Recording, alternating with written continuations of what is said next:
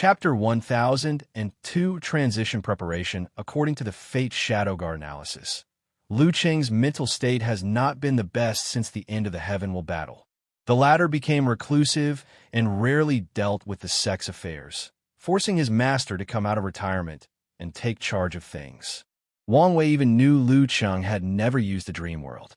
His situation seemed to turn for the worse after Yan Liling's expo, sending him into a downward spiral.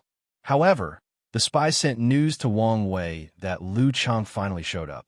Although he looked terrible, his spirit was more focused and in good shape. Did the Flame Emperor intervene? Logically speaking, no one should be able to intervene in the lower dimension. However, recent events have proven to Wang Wei that such a statement is relative to the individual. Rules can be broken or bent with the correct method and the right price. Without hesitation, Wang Wei pointed to the nether hell and added a few more layers of seal. He heard an angry roar, but ignored it as he continued to analyze the situation. According to my analysis, the Flame Emperor is probably a peak paragon, maybe even a primal paragon. Furthermore, he's the only living top powerhouse from the Eternal Ascension world, yet he never showed up and took advantage of this situation. Wang Wei took a moment to create a character profile for the Flame Emperor. A calm, careful man who is extremely low-key and does not do unless he's 100% prepared and sure. With his strength, he's the perfect candidate to bear the destiny to end the parasite era. Yet true heavenly Tao chose me. This fact alone reveals a lot of information, analyzed Wang Wei. After taking everything into account, Wang Wei concluded that the Flame Emperor could be an ally, but not now. The best course of action is to stay away from Liu Qing, observe from afar, and not intervene. I want help intervene, but I also want help him, he concluded before sending an order back to the guard just to keep observing and nothing more. Wang Wei then looked in the direction of the ocean. Is it about to come to an end? He observed for a while before closing his eyes.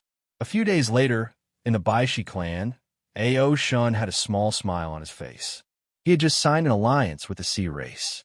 Although the agreement was only in the early stages, they had not established true trust, but it was more than enough that the demon race had a new trading partner and did not have to rely only on the human race.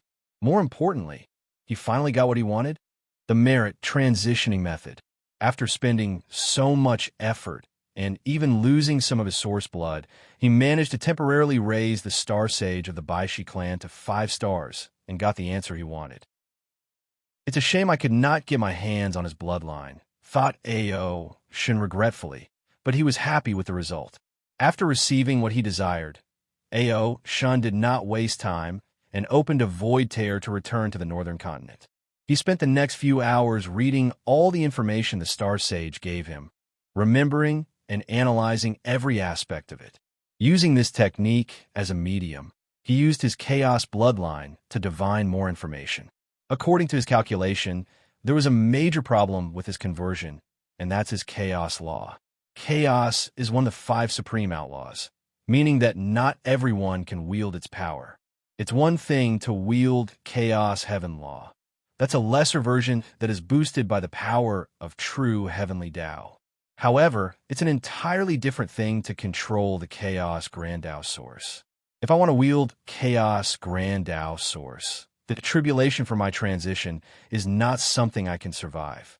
Ao Shun saw his death through a small power of time.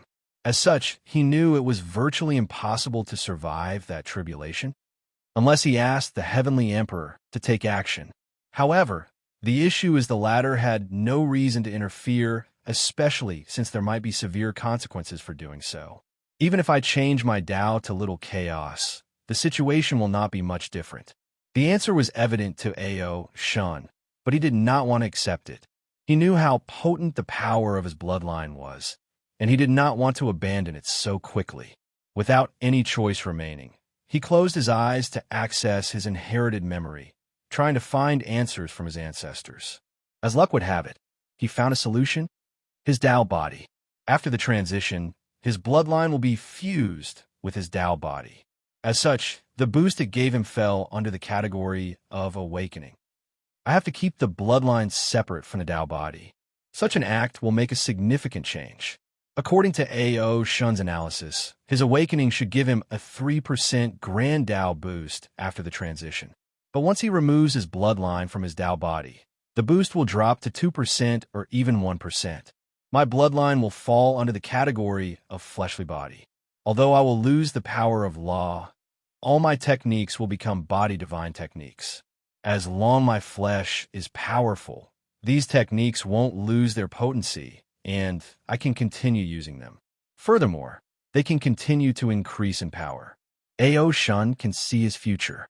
After the transition, he will lose his versatile way of fighting, and all his techniques will be drastically weakened. However, as long as he takes time to raise his fleshly body and reach the infant fiend god realm, he will regain everything he lost and more. A.O. Shun frowned after planning. I need to prepare in case something occurs to me during that time of weakness. The best solution to this situation is to ensure he's a competent eternal emperor after the transition.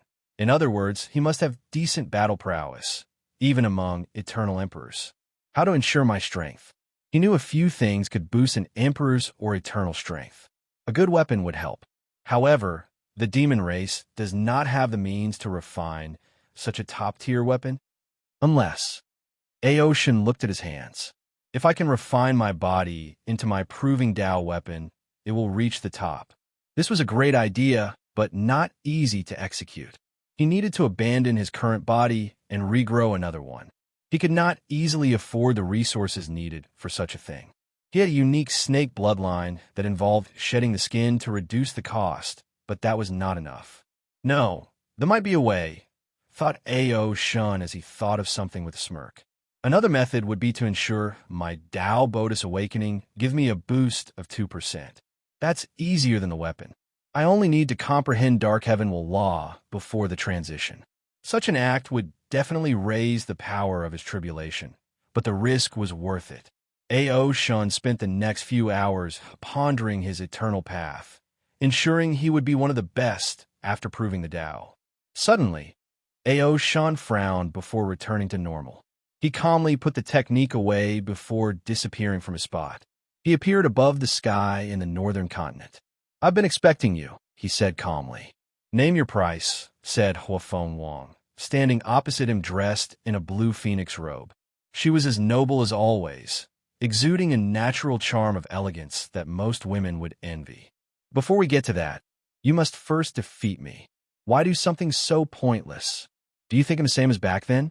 replied A.O. Shun with a sneer. He released a terrifying dragon might, showing his intent to speak only with his fist. "The result will be the same," replied Huafeng Wang calmly as she also released her aura, preparing for this battle. She was never afraid of anyone, let alone someone she had once bested.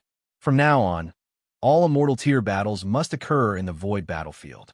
A powerful voice echoed between heaven and earth, stopping the clash of these two titans. They immediately identified the voice and looked around.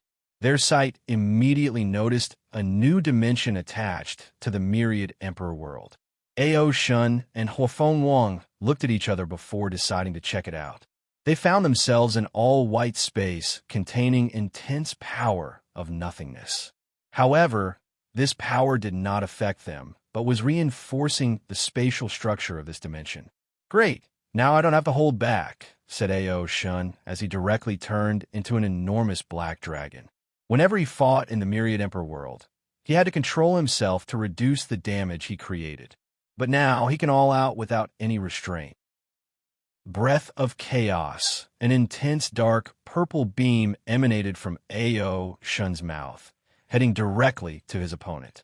The power of chaos was pushed to the limit as it tried to revert to its most natural state, the state it was at the beginning of the universe.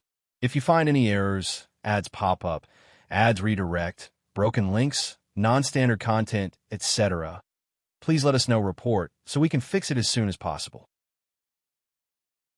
Chapter 1003, Bloodline Rematch.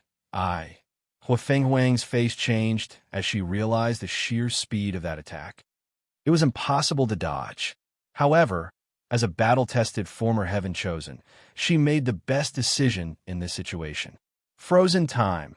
She immediately combined the Sovereign Water Law with her Phoenix bloodline, turning into the legendary Blue Phoenix, a rare creature whose natural element was not fire but ice. In a moment, Huafeng Wang froze time with the power of ice. She successfully stopped the breath attack with this act, but it was only for less than an attosecond. After all, the power of time was nothing before chaos. At least in this confrontation, Huafeng Wang took this opportunity to evade while immediately entering the 5 Sacred Beast transformation. However, her body parts did not morph into different creature parts. Instead, she had tattoos of the 5 creatures scattered throughout her beautiful, creamy skin. The natural noble aura she emanated drastically increased. Anyone who gazed at her would think she was the most blessed woman, no, sentient being between heaven and earth. Ao Shun was aggressive, anticipating her movement. After escaping his breath, his massive dragon tail swung down on her with a force capable of devastating a heaven-will world without world source. Huafeng Wang remained calm despite the overwhelming shadow that eclipsed her small body. She raised her small hand and punched the tail. The dragon tattoo on her body lit up, and immediately, her 2 hands are no longer ordinary. They were also the tail of a mighty dragon. Boom! Their clash generated a powerful wave that should have eradicated all life, matter, energy, and space-time. Luckily, they were in an endless void with nothing in sight. Huafeng Wang took hundreds of steps backward in the void, leaving space cracks as imprints. Surprise flashed in her eyes before focusing. She was not about to lose this battle, so she adopted a more aggressive side as well. Ice, fire, heaven, destruction. 2 sacred beast phantoms materialized behind her, a blue and red phoenix. Huafeng Wang pointed her finger to release a terrifying flame and ice. Ao Shun felt the danger and reacted. World of Chaos. He instantly created a large universe or world with only the terrifying corrosive power of chaos. This technique was domain-based, but he did not surround his opponent. He used it instead to protect him. Sadly, his attempt was useless, only buying him a moment to react. Huafeng Wang's flame and ice were devastating. The ice would freeze the chaos while the flame burned, showing how she pushed these 2 basic Daos to the pinnacle. In a very short period, short even for these beings who operate on a conceptual level, the chaos world was annihilated by the yin-yang rotation of ice and fire. Ao Shun's massive body rushed out of his universe, but Huafeng Wang would not pass this opportunity. She was prepared to encase him in a world of ice, sealing him before negotiating the terms of his release. The method of transitioning from a pre-march into a great emperor was something she could not pass on. After months of searching and divining, they finally found it. So how could she easily let it go? Unfortunately, before she acted, her heavenly eye technique saw something and paused. It was a fake, and she was too late since even her divine sense did not detect any movement. As expected, Ao Shun appeared behind her with the power of shadow and immediately tried to claw her to death. His attack was simple yet deadly. He concentrated a massive amount of chaos power into sharpening his claws, heading directly for the head. Furthermore, he pushed his law will to his maximum, trying to inflict heavy injuries. At that moment, before the attack reached its target, Huafeng Wang showed her battle IQ. She knew it was impossible to block or neutralize that attack completely. So, since she was bound to get hurt, it was better for her to do it since that's easier to heal. Plus, she can do some damage in the process. Phoenix's wrath, boom. She exploded herself, dying in a blaze of glory. A colossal ball of flame appeared where she once stood before erupting into a fire wave that burned everything in its path. This attack stopped Ao Shun's claw for less than an attosecond before all the flames were extinguished, returning to a state of chaos. However, Huafeng Wang's new body had already materialized in the distance without a scratch on. You're a lot better since our last battle. Ao Shun's mighty and proud voice echoed in the emptiness. I should be the one saying this to you, replied Huafeng Wang. Let's see who has improved the most since that fight.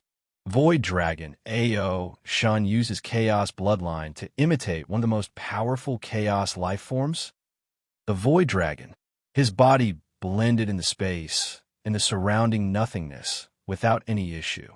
The best part is Huafeng Wang could not see him even with her heavenly eye. Despite the situation, Huafeng Wang remained calm. All her senses, including super intuition, were useless, but did not matter. She calmly closed her eyes and waited. Swish! A tall came out of nowhere, acting like the precision tool of a scorpion assassin. It was fast, accurate, and deadly. Oddly, though, this attack was futile. Huafeng Wang calmly evaded with her eyes still closed. Luck Dao. Damn it, thought Ao Shun as he realized what she did. She realized it was purely on luck or control of probability to evade his sneak attack. Ao Shun reacted swiftly as he secretly mobilized an anti-probability field around his tail, trying to negate her Dao. Unfortunately, his attempt failed.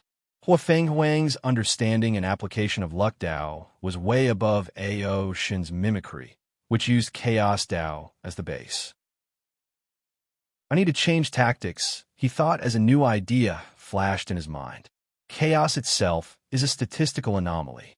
What is the probability that chaos will be born out of nothingness? What is the probability that life will be born out of the disorder and destructive nature of chaos? Infinitesimally small. Boom! With this idea as a core, Ao Shun's probability manipulation reached a new level.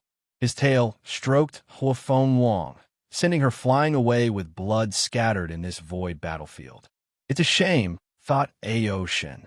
Although he injured her, he did not inject his law while inside her body. However, he did not care because she was not an eternal, so her healing speed, even with the Phoenix bloodline, would be slow, especially after the previous rebirth.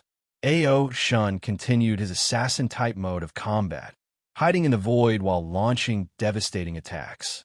Huafeng Wang acted swiftly after the first injury, encasing herself in an yin-yang shield. Boom! Huafeng Wang flew in the distance for a second time. Her shield blocked the first few attacks, but this was nothing but a distraction. Ao Shun's next attack bypassed her defense like it was intangible and reached her. If not for the strength of her fleshly body, her injuries would have been worse. I need to buy time to heal, summarized Huafeng Wang. Unlike Eternals, who need to have Dao will to prevent their natural healing, Primarch's regeneration is subpar regarding battles of the same realm. Numerous thoughts flashed in Huafeng Huang's mind as she constantly moved to prevent her enemy from pinpointing her location.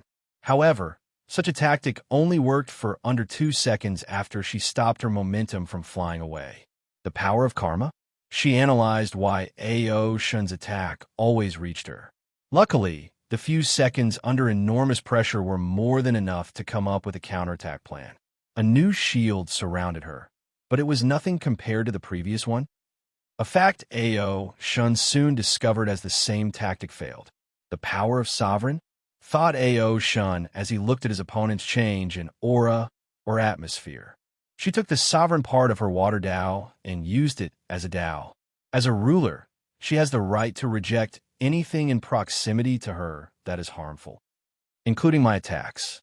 Clever, but that's not enough to stop. Yin and Yang are the main themes of the universe.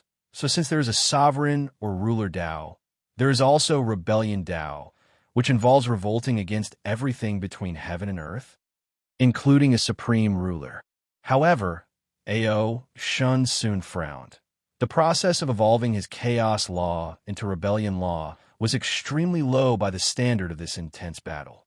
This fact made sense since he did not have any previous bloodline as a base, but had to evolve it naturally through his ability and understanding. Ao Shun immediately abandoned this tactic since it wasted so much time and was not ideal for this battle.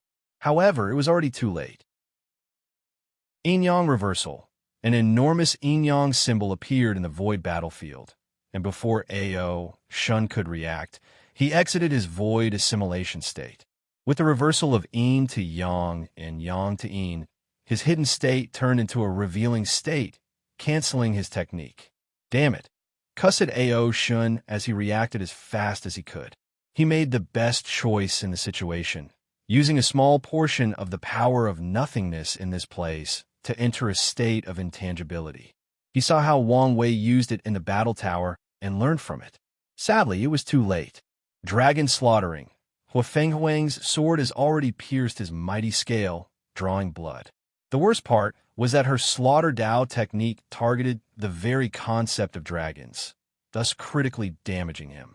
If you find any errors, ads pop up, ads redirect, broken links, non-standard content, etc., please let us know report so we can fix it as soon as possible. Chapter 1004 Bloodline Rematch 2. Hua Fenghuang was relentless after the first attack succeeded, trying to end this battle as quickly as possible. However, Ao Shun made the best move as soon as she tried a second sword. His body shrunk to a size smaller than an ant, making her lose her target. While shrinking, Ao Shun used one of his metamorphosis bloodlines to change into a small creature. His action was ingenious, as he temporarily changed the essence of his body. He was no longer a dragon, but a tiny insect. And since he was not a dragon, the effect of Hua Fenghuang's dragon slaughtering attack was drastically weakened, allowing him a chance to breathe. Ao Shun's transformation was brief because the yin-yang reversal technique was still in effect. As such, his act of shrinking and transforming was soon reversed to growing and reverting. The proud dragon acted swiftly and also used yin-yang Dao. However, he did not try to stop his opponent's power. He had learned from his previous mistake and did not directly confront Hua Fenghuang using the same Dao as her. His advantage was his versatility and all the different abilities he had, so he would be a fool to outmatch an expert of certain fields. Ao Shun encased himself into a yin-yang cover, protecting him from the reversal. His method was focused compared with Hua Fenghuang's area effect technique, giving him chance. Slaughter I. During the final battle, Hua Fenghuang conversed with Li Jun regarding their respective understanding of Slaughter Dao. Afterward, she created this technique that perfectly combined with her Heaven Eye. She saw countless red lines around Ao Shun's body, and she knew as long as she attacked these lines, her chances of instantly killing her opponent would drastically increase. And even if she failed, her attack would have a damage bonus that could make any emperor suffer, even with their natural healing abilities. Swish! Hua Fenghuang's speed was truly unparalleled. She used yin-yang Dao to control the concepts of movement and slowness, focusing on increasing her speed. She used the small aspect of her sovereign Dao to expel anything that could hinder her speed, including gravity, friction, matter, and even the restrictions of space-time. Ao Shun sensed a great deal of danger, so he used one of his plans that previously failed. He entered an intangible state by using the power in the environment. The dragon groaned in pain. His action was successful, at least in the current situation. Hua Fenghuang's attack was so powerful that it negated some of the power of intangibility.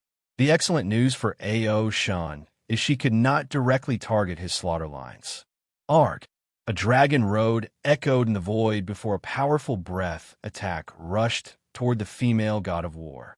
Ao Shun's only purpose was to delay her so he could react. Sadly, his attempt failed. With a swing of her sword, Hua Fenghuang killed Chaos, rendering the attack useless. Dao killing sword. Ao Shun's eyes squinted as he sensed the target of this sword. His Chaos Law. How ruthless, he thought. However, two could play this game. Boom! His mighty dragon body exploded into a fury of chaos flame, destroying the attack and pushing Hua Fenghuang back more than a few light years away. Ao Shun knew a few bloodlines with the divine ability to abandon their body or shell in a time of danger as an escape technique. Typically, these creatures would enter a weakened period after using such ability. However, the dragon was prepared. In this brief moment of peace, he accessed a secret dimension he had prepared especially for this occasion. He had enough energy in that place to recuperate quickly and return to his peak. A terrifying sharpness emanated from Hua Fenghuang's white tiger sword. Any swordsman watching this battle would think she was one of them and among the best. However, that was far from the case. Hua Fenghuang's sharpness originated from the metal attribute of the white tiger. After pushing it to the limit, she developed this technique. Extreme Metal Strike. As Ao Shun watched that sword slash rushing towards him, he felt everything in its path would be severed into two, whether it was time, matter, space, or even his chaos. I guess it's time to use my trump card, thought Ao Shun as his dragon body rushed forward instead of blocking or evading. His claws directly confronted that sword with extreme sharpness. To Hua Fenghuang's horror or puzzlement, her slash was destroyed by sheer force, making her confused before thinking about something. However, she was too late to react, as Ao Shun was already before her despite her complete control of movement and slowness in the surroundings boom. Ao Shun's dragon claw swatted her like she was a nuisance. She reacted and blocked, but her right arm exploded in the process. However, Ao Shun would not let this opportunity pass, and in less than an instant, he was already before her falling body and attacked once again. Hua Fenghuang lost her left arm. Luckily, she was smart for the third attack. The 5 sacred beasts materialized before her and attacked Ao Shun. The creatures were lifelike, almost like they were the real deal. They were the same size as Ao Shun, and with them working together, they stalled them long enough for Hua Fenghuang to breathe. That was Will manifestation, she thought with slightly gritted teeth. Because of everything that has happened in the past few years, she has only achieved an incomplete Will manifestation, but Ao Shun had a complete one. Hua Fenghuang knew how anomalous this was since even the other 2 Eternals had only achieved incomplete Will manifestation, and the new Empress, Tong Ruobing, was not a body refiner and did not count. Moreover, from her experience and knowledge, she could tell Ao Shun did not just awaken and had great control. Furthermore, his willpower was way above the standard and reached an abnormal level. Surprised? Asked Ao Shun, his dragon visage showing a smirk while his eyes flashed with dark lightning. Yes, but it made sense logically, she replied calmly. After a brief analysis, she understood the reason. The Heaven Law Tribulation. Ao Shun had to confront countless Emperor wills through the bloodline imprints they left. Such an act should have tempered his willpower to a terrifying level. What's next? Asked Ao Shun. Do you want to continue or admit your defeat? Hua Fenghuang calmly looked at the terrible state he was in. Her opponent's willpower had entered her body and inhabited her already subpar healing to her standard. Of course, she had another trump card in this situation. The Ancestor Will. Innate demon gods had the advantage that allowed them to fight the human race for so long during the Innate Acquire War. And that was the Ancestor Will? A collective willpower of their respective species.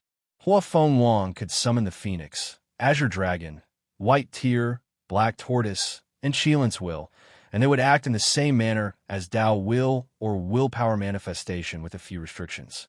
Ancestor Will cannot last long and will eventually dissipate. Dao Will and Manifestation can remain inside a person for eternity, but Ancestor will won't even last a few months. Despite its weakness, it was a great way to battle and kill the enemy.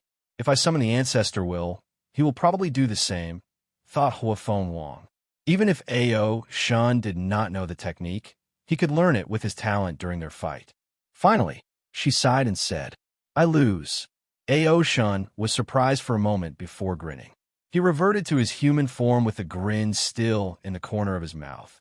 That's all I wanted to hear. Hua Fenghuang did not care about the mocking in his voice. Defeat was nothing to someone on their level. On the contrary, it was a learning experience to improve.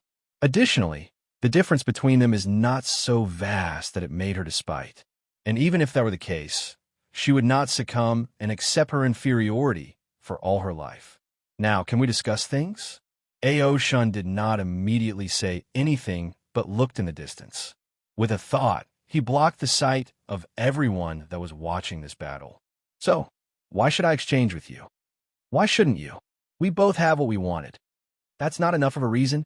Do you want me to say the ugly part out loud? Retorted Huafeng Wang, and Ao Shun was immediately quiet. What is the ugly part? The demon race was too weak to keep such a thing and make enemies of the ancient clan. Although they had allied with the sea race, he knew he could not trust these people who were highly xenophobic.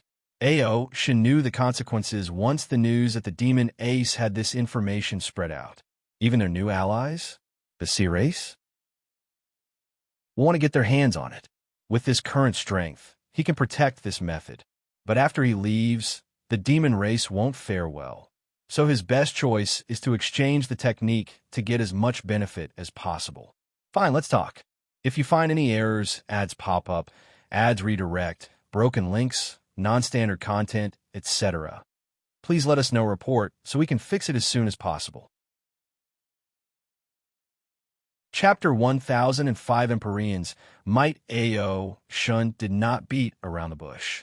He handed Huafeng Wang a list of the items he wanted in exchange for the transitioning technique, and the latter immediately frowned after scanning it with her divine sense. "Why don't you rob us directly?" replied Huafeng Wang, trying not to yell. "Although the price is a little high, it's worth it, especially for someone as prideful as you. If you think I will let pride get in the way of our negotiation, then you're underestimating me," replied Huafeng Wang with a sneer. Such an act should have looked odd with her missing limb, but she still appeared beautiful and noble. She looked at the list a second time and became angrier the second time. The dragon wanted rare things like Phoenix Tear, a unique item that allows a great emperor on the verge of death to regenerate to their peak state instantly. This is the closest material to a longevity resource. Even by the standard of an immortal, Huafeng Wang would take a very long time to condense one of these things. "No, the price must be reduced," she argued. "Well, we can do this. The price will reduce by a third," said Ao Shun before pausing and smirking. Huafeng Wang wanted nothing more than to slap his face. However, she remained calm and stoic, waiting for his words. "But you have to sign a contract that the method can only be used by you." Huafeng Wang frowned as she understood the implications. The method could not be passed down to her clan and become their foundation. "No, I refuse this method of exchange. Although the tribulation for the transition is scary, with a success rate of less than 1% for 5-star Primarchs and above, this method is still crucial to any powerful lineage." "That's fine. However, I should warn you, I marked some of the items in the list with a star. These items are not for negotiation." Huafeng Wang looked at the list for a third time, and, as expected, the Phoenix Tears was one of these materials. "I understand. Chaos is one of the 5 supreme outlaws. I can imagine how terrifying your tribulation will be, unless you change your Tao. So, you would need an item like the Phoenix Tear to even have an ounce of a chance at surviving." "You're right. So you should understand what length I'm willing to go for some of these things." Huafeng Wang felt something was wrong, given how fast he admitted such a thing. However, she did not focus too much on this. "You should know how much time is required to condense a Phoenix Tear. Don't worry about this. The time Void Empress should come to exchange with me, and one of my conditions will be for her to let you use her time acceleration cultivation room."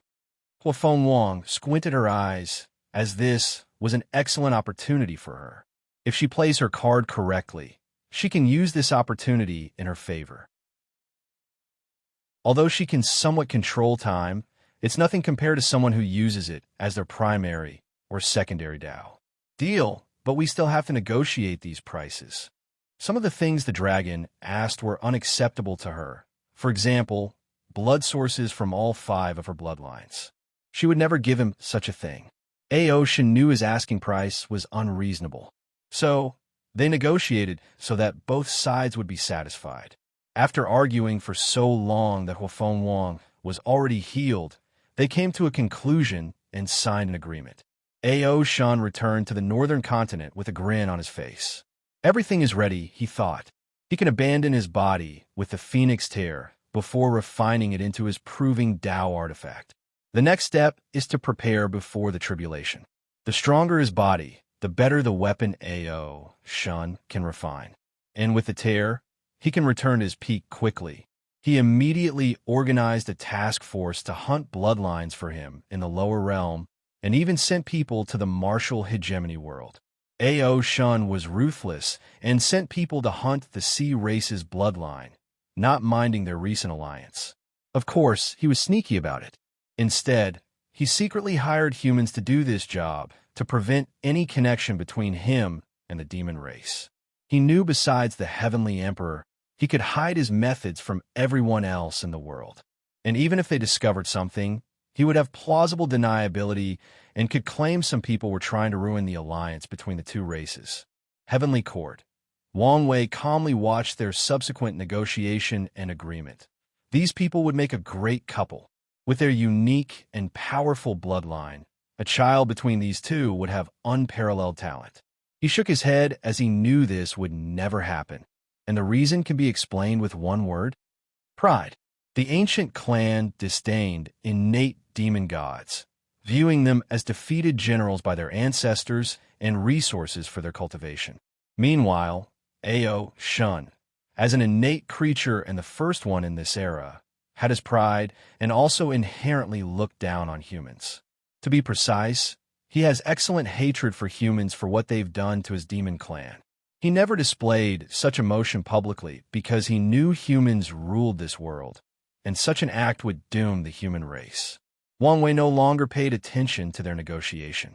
He wanted the transitioning method, so he was going to contact someone from the sect to negotiate with Ao Shun. However, right before he sent the order, he saw a corner of the future and smiled. Is this what it's like to be favored by fate? He stopped his action before focusing on the task at hand. He had to ensure Ao Shun and Hua Fenghuang's battle was recorded in the Dream World's battle tower. Afterward, he focused on something else: the corpse-collecting sect. Ever since his coronation and the beginning of this era, nothing has changed for these people. They continued their business of selling bodies for people who needed them. They never did anything out of line. They didn't even pass the news about the Heavenly Court to their other branches, thought Wang Wei, as his eyes saw countless threads connecting this corpse-selling sect to other world communities. After years of observing, he never found anything wrong with them. More importantly, he never found the hidden branches of the corpse-selling sect. There's no need to worry, I still have plenty of time, thought Wang Wei. When the time comes for him to strike, he wants to remove this hidden danger once and for all, not leaving them any chance at comeback. By then, he might have had to deal with the backhand of the Death Reverence, and his current self was not ready for that. Wang Wei knew that even with his current strength, he was not genuinely invincible in the lower dimension. So, he was never too arrogant or conceited, proceeding with caution one step at a time. Oh, right in time, muttered something before a gray ball the size of a volleyball appeared in his hand. Thank you for your hard work. His voice echoed in the sword one's mind, and he saw her smile and waving her hand. Wang Wei immediately gathered the power of nothingness in his blood to nourish this Emperor-tier void stabilizing sphere. Once he finished, he baptized it with the Grand Tao source before fusing it with the void battlefield. He instantly felt the changes in this place and muttered, "It's time to test this thing." He gathered the luck or destiny of the entire world and the Heavenly Court to create a terrifying seal. He then connected the void battlefield to the nether hell, connecting their seal and reinforcing it in the process. "Old man Nether, don't you want to kill me? This is your chance," said Wang Wei as he appeared in the void battlefield. "Damn you, little pest." A powerful voice boomed on this battlefield. Luckily, it was refined to a high level and sealed. Otherwise, the voice was enough to annihilate the entire world community. Wang Wei saw an enormous palm descend on him with unimaginable power. He immediately became excited as he activated all his power. His Emperor artifact became a small crystal in his forehead that boosted all his abilities. Dark red lightning flashed in his eyes as he combined his Tao will and willpower manifestation. The 10 fate palaces appeared above him as he awakened his Tao body. The blood in his body rushed faster than the speed of light as he mobilized all 76 infant fiend god force. His eyes were brighter than ever as his soul operated to the limit of his capabilities. He used his force control skill, which allowed him to control his body, soul, and grand Tao source to a level as if he were a creature born to wield these things. On top of that, he used his newly created or copied technique. After seeing Su Shi's use of obsession, he also used his obsession for freedom as a technique, thus achieving a 1% grand Tao boost. Fate Annihilating Punch. With this one punch that directly targeted a person or object's fate, Wang Wei knew he could annihilate more than half of the entire lower dimension, which is composed of millions of worlds and an infinite number of sentient beings. However, it was useless. The palm quickly swatted his attack before descending on him and removing him from this earth. At least it tried to. "You didn't die?" asked Old Man Nether as he saw the newly condensed Wang Wei in the distance. He knew the latter did not use any longevity technique or resource to revive, which shocked him. Tenfold Battle Realm? And it's the limit of that realm, almost entering the stage of taboo. He could not hide the shock in his voice. If you find any errors, ads pop up, ads redirect, broken links, non-standard content, etc., please let us know. Report so we can fix it as soon as possible. Chapter 1006 Taste of the Realm. For a moment, Wang Wei ignored Old Man Nether's words and focused on himself. He saw a few bruises on his body that refused to heal. To be precise, they healed exceptionally slowly. He knew it was not the power of Tao will or willpower manifestation. Existence hierarchy? He thought. This was not the first time he dealt with this thing, but only recently that he knew its universal term. Once a great emperor, or even other immortal tier creatures kill a mortal, that creature will have their existence wiped, thus preventing others from using life and death Tao, time Tao, or any other revival methods. In the Empyrean realm, cultivators will experience a second grand Tao source baptism, thus sublimating their existence for a second time. That's true even for regular Empyreans. The result of this change is another application of existence hierarchy. Old Man Nether's existence is higher than Wang Wei, so he can naturally injure him, similar to if he had used a Tao will. Luckily, Wang Wei's strength is extremely close to the Empyrean realm, so the injuries were not serious. Wang Wei finally paid attention to the person present. It was a burly old man dressed in casual black clothes that looked very ordinary. He had long white hair and a white beard resembling a lion's mane. The feeling this person gave Wang Wei was very odd. Usually, older cultivators will have a more wise or sage-like appearance. But Old Man Nether resembled his grandfather with a wild and unrestrained aura. He looked like the kind of person that gets agitated and offended for the smallest reason. "Boy, is your tongue tied? I asked you a question." "I'm a little disappointed," suddenly said Wang Wei. "Excuse you. I've heard so many times how powerful you were and how much of a threat you pose." But Wang Wei did not finish his word and only shook his head. However, Old Man Nether was already looking at him with furious eyes. He really gets offended at the slightest thing? Thought Wang Wei. Sometimes a person's aura is misleading. However, it seems this was not the case. "Boy, your reaction has reduced even more points in my eyes. Such poor performance for someone of your status." Wang Wei shook his head. After a brief analysis, he understood why the latter was like this. His mentality has changed after spending so much time in the lower dimension, being invincible. Old Man Nether might have been even more arrogant if not for the seal placed on him. "You're pushing your look. Did I say something wrong? Firstly, you're only an ordinary Empyrean. Secondly, you're still in the early stages after so many years. Thirdly, your goal is to control samsara, but your main Tao is not life, death, or samsara. Instead, it's some batch Tao that combines a few minor aspects of samsara Tao. Tell me, how can I not be disappointed?" "Damn you," yelled Old Man Nether. Flame of hell, torturous flame. A dark green flame materialized in this empty void battlefield, and screams of immense agony emanated from it. Wong Wei's eyes lit up as his first instinct was to absorb this flame and evolve his pain innate talent to a higher level. Sadly, he saw the future, and a terrible fate awaited him if he tried this tactic. Death Flame, a jet-black flame, materialized out of Wong Wei's body and confronted the green flame. However, his attack did not last a second before being corroded. The green flame enveloped him and rapidly incinerated his body and soul. Did he want me to suffer? Thought Wong Wei before vanishing. He could feel a terrifying pain as the flame did its job. However, he was one of the best body refiners in the world, a job that only masochists can partake in. So, such an attack was useless to him.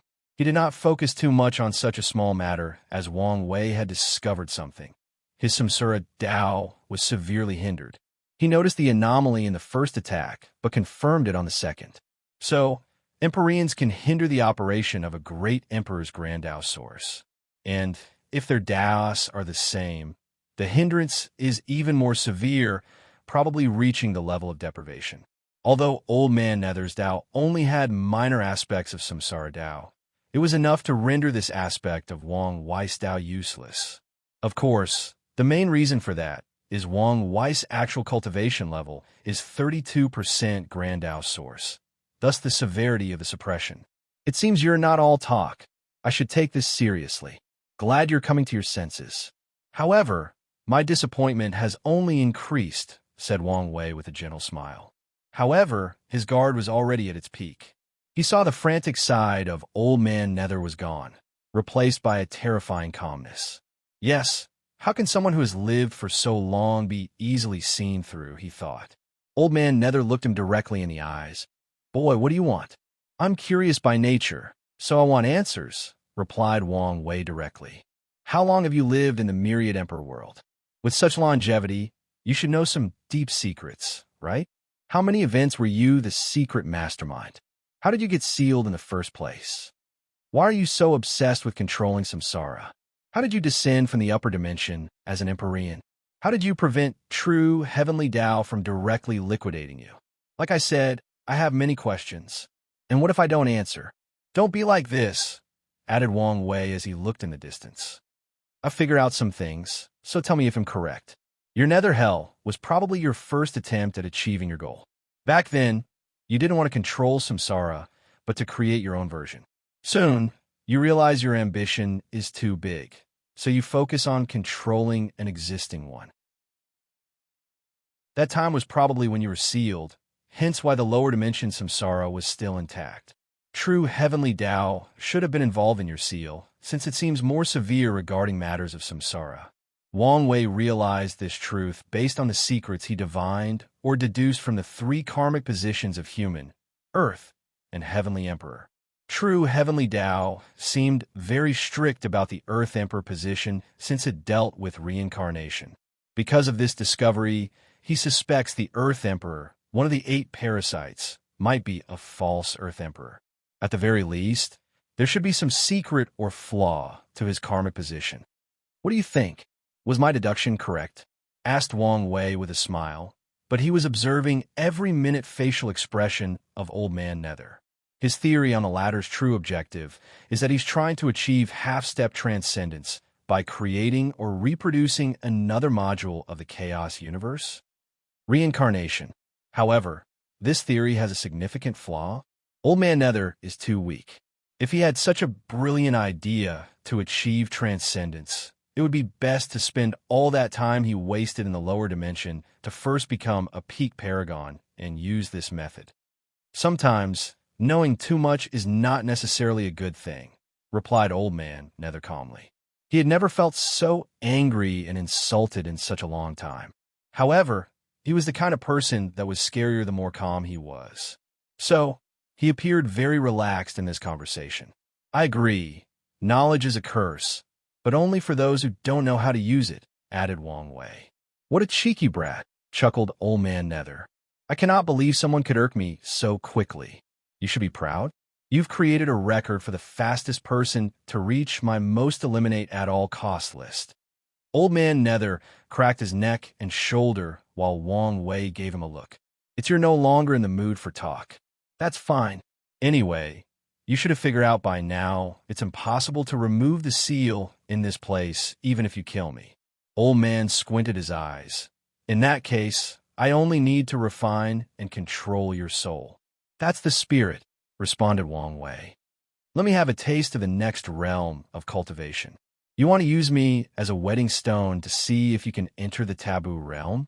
You can continue to dream. It seemed you're not as stupid as I gave you credit for, laughed Wang Wei as he rushed toward his body. Boom! His body exploded into trillions of particles. A few seconds later, he reappeared in the distance with even more bruises. Wang Wei did not care, as he realized using his true will to boost his healing factor was a great way to deal with these small existence injuries, if you can call them that. Let's try again, he roared before rushing forward for the second time. If you find any errors, ads pop up, ads redirect, broken links, non-standard content, etc. Please let us know report so we can fix it as soon as possible. Chapter 1007 Taste of the Realm 2.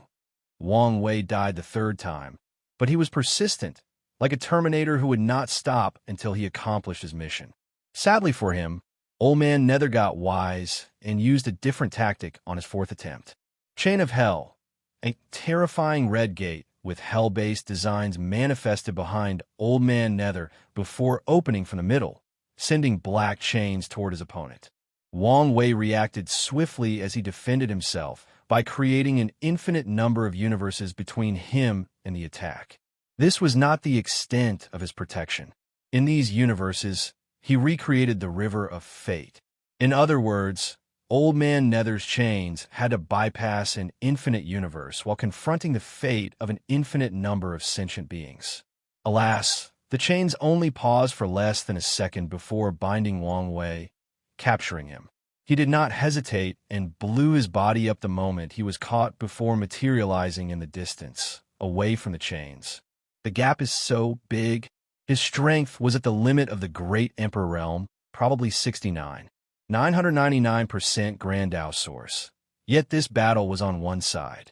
He used the surrounding seals, so Old Man Nether could only use 70% of his power on this battlefield.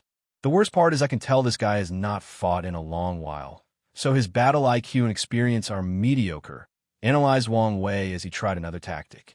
He used all his Grandau boost to bless his soul and attacked. Soul Whiplash. Old Man Nether's eyes squinted slightly before waving his hand. Wang Wei's powerful soul attack disappeared as it was never here. So an expert in the Soul Dao? No, it should be an Yin Qi and related power. Chain of Fate. Wang Wei condensed his own chain, which had the power to influence or restrict a person directly from their fate. The chains confronted, and on paper, fate is a much higher power than hell. The confrontation dictated otherwise as the black chains eviscerated the gray chains before proceeding to their target. Freedom from binding. The freedom aspect of Wang Wei's Dao was activated as a means to deal with this attack, and the result was the same. The sheer difference in power proved that all tactics were essentially useless. So, he died again by his own choice. Scars appeared on his face once he revived, but he did not care. He saw that Old Man Nether was impatient, so time was running out for him. As expected, countless devil creatures from hell appeared on the battlefield and immediately began hurling hell chains at Wang Wei, trying to capture him. He's determined to capture me, he thought as he realized no one used a lethal technique. Everyone was focused on capturing alive to free their master. Time is running out, and my plan is not working, thought Wang Wei. One of his objectives for this battle was to glance at the taboo battle realm. Sadly, after a few direct confrontations and deaths, he did not see the path ahead besides the one he came up with, unsealing his soul to achieve an Empyrean quantity level soul power. However, Wang Wei always felt this method was cheap and not the true taboo realm, and might have consequences for his ambitions of achieving taboo in all three immortal stage realms. Let's try one more thing, he thought as he activated the attribute of his fleshly body, nothingness.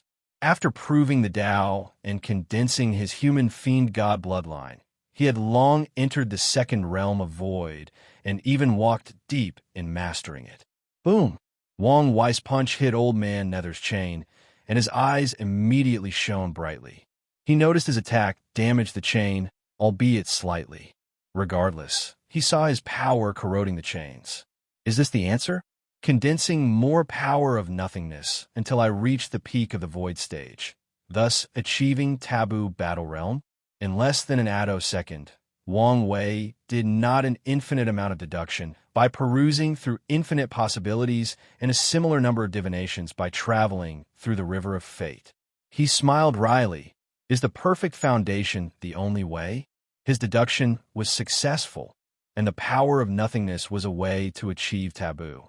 However, the amount of power his body needs to hold is too much, and most of his deductions result in him being assimilated and turned into nothingness. This result was the same unless he became an Empyrean or opened the gate of power. He only deduced success after using scarce material to reinforce his bloodline and drastically increase his affinity with the power of nothingness. After this deduction, Wong Wei realized that achieving taboo did not rely on a person's talent, effort, or ingenuity. The leading proponent for success is a person's luck or background.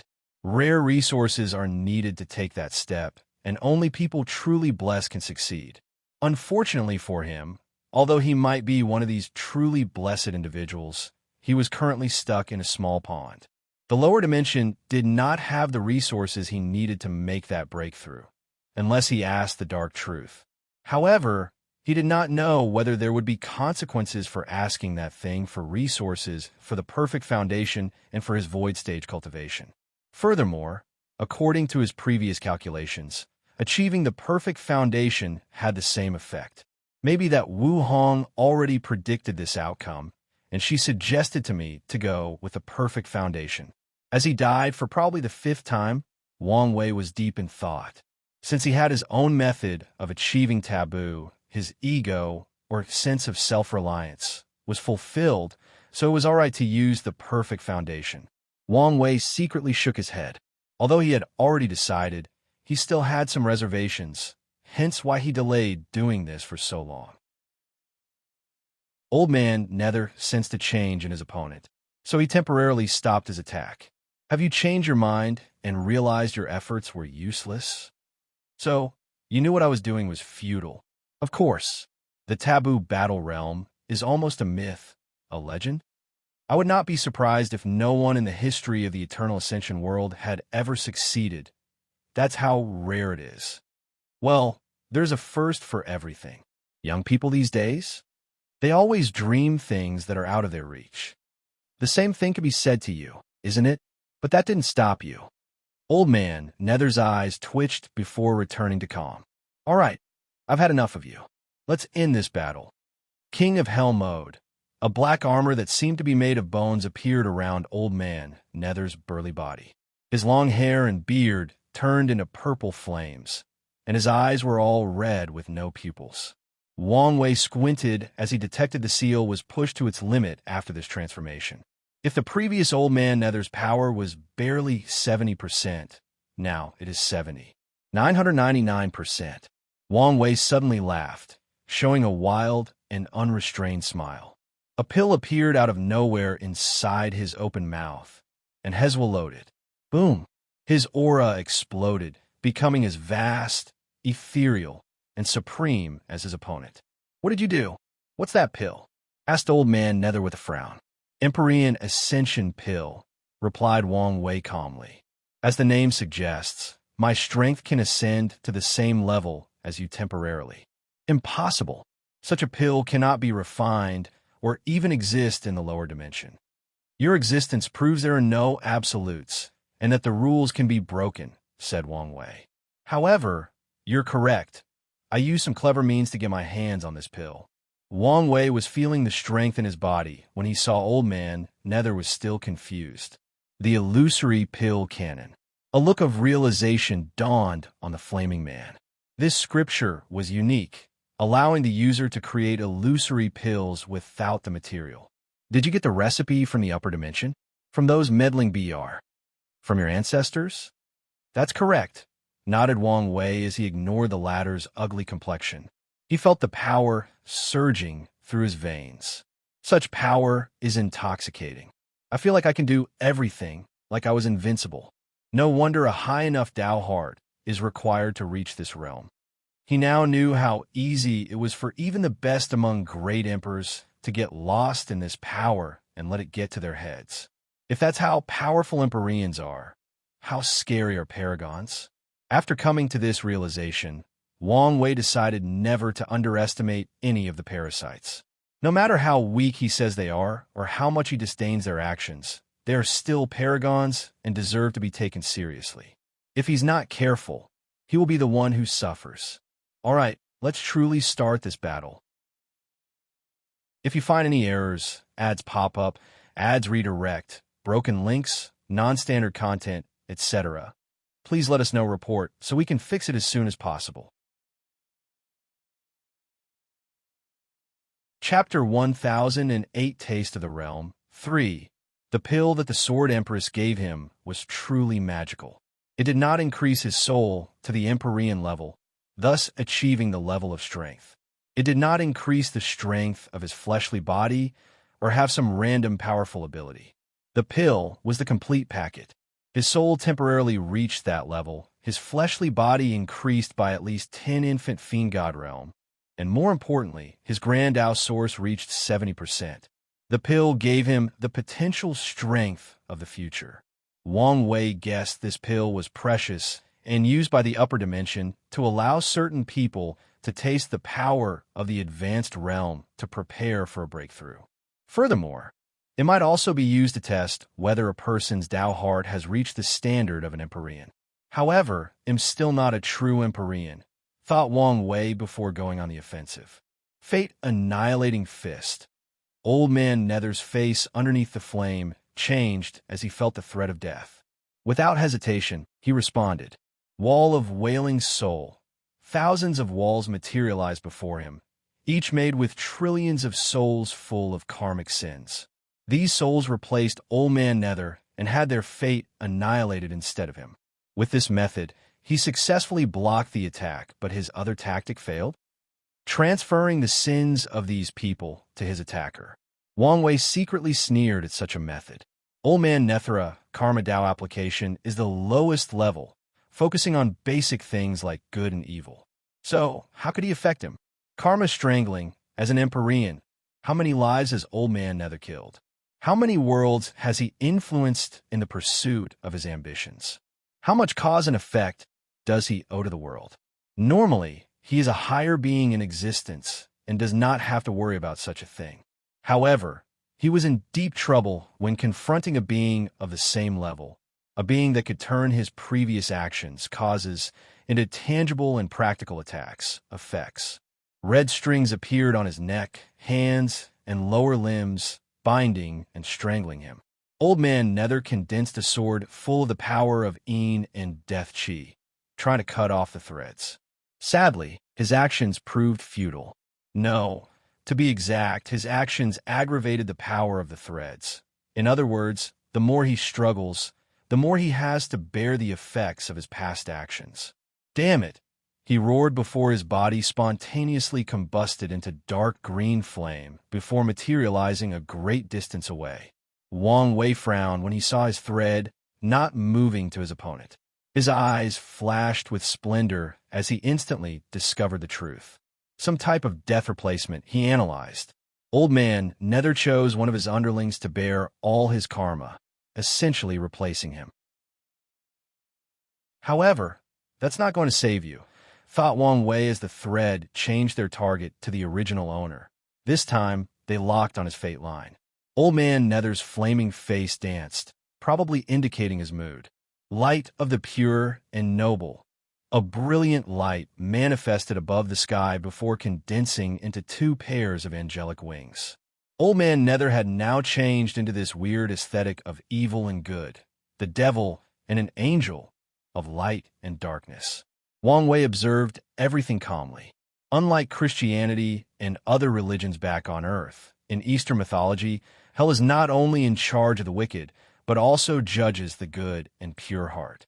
In other words, Hell is oftentimes depicted as a place that holds both heaven and hell based on these religion standards, similar to Hades' underworld, where Elysium is located for the people who were good during their lives. Old Man Nether's technique is based on this. He gathered the position karma of trillions upon trillions of lives to bless him and wash away his karma, thus reducing the effect of the threads. Unfortunately, you're playing a game where you're out of your league.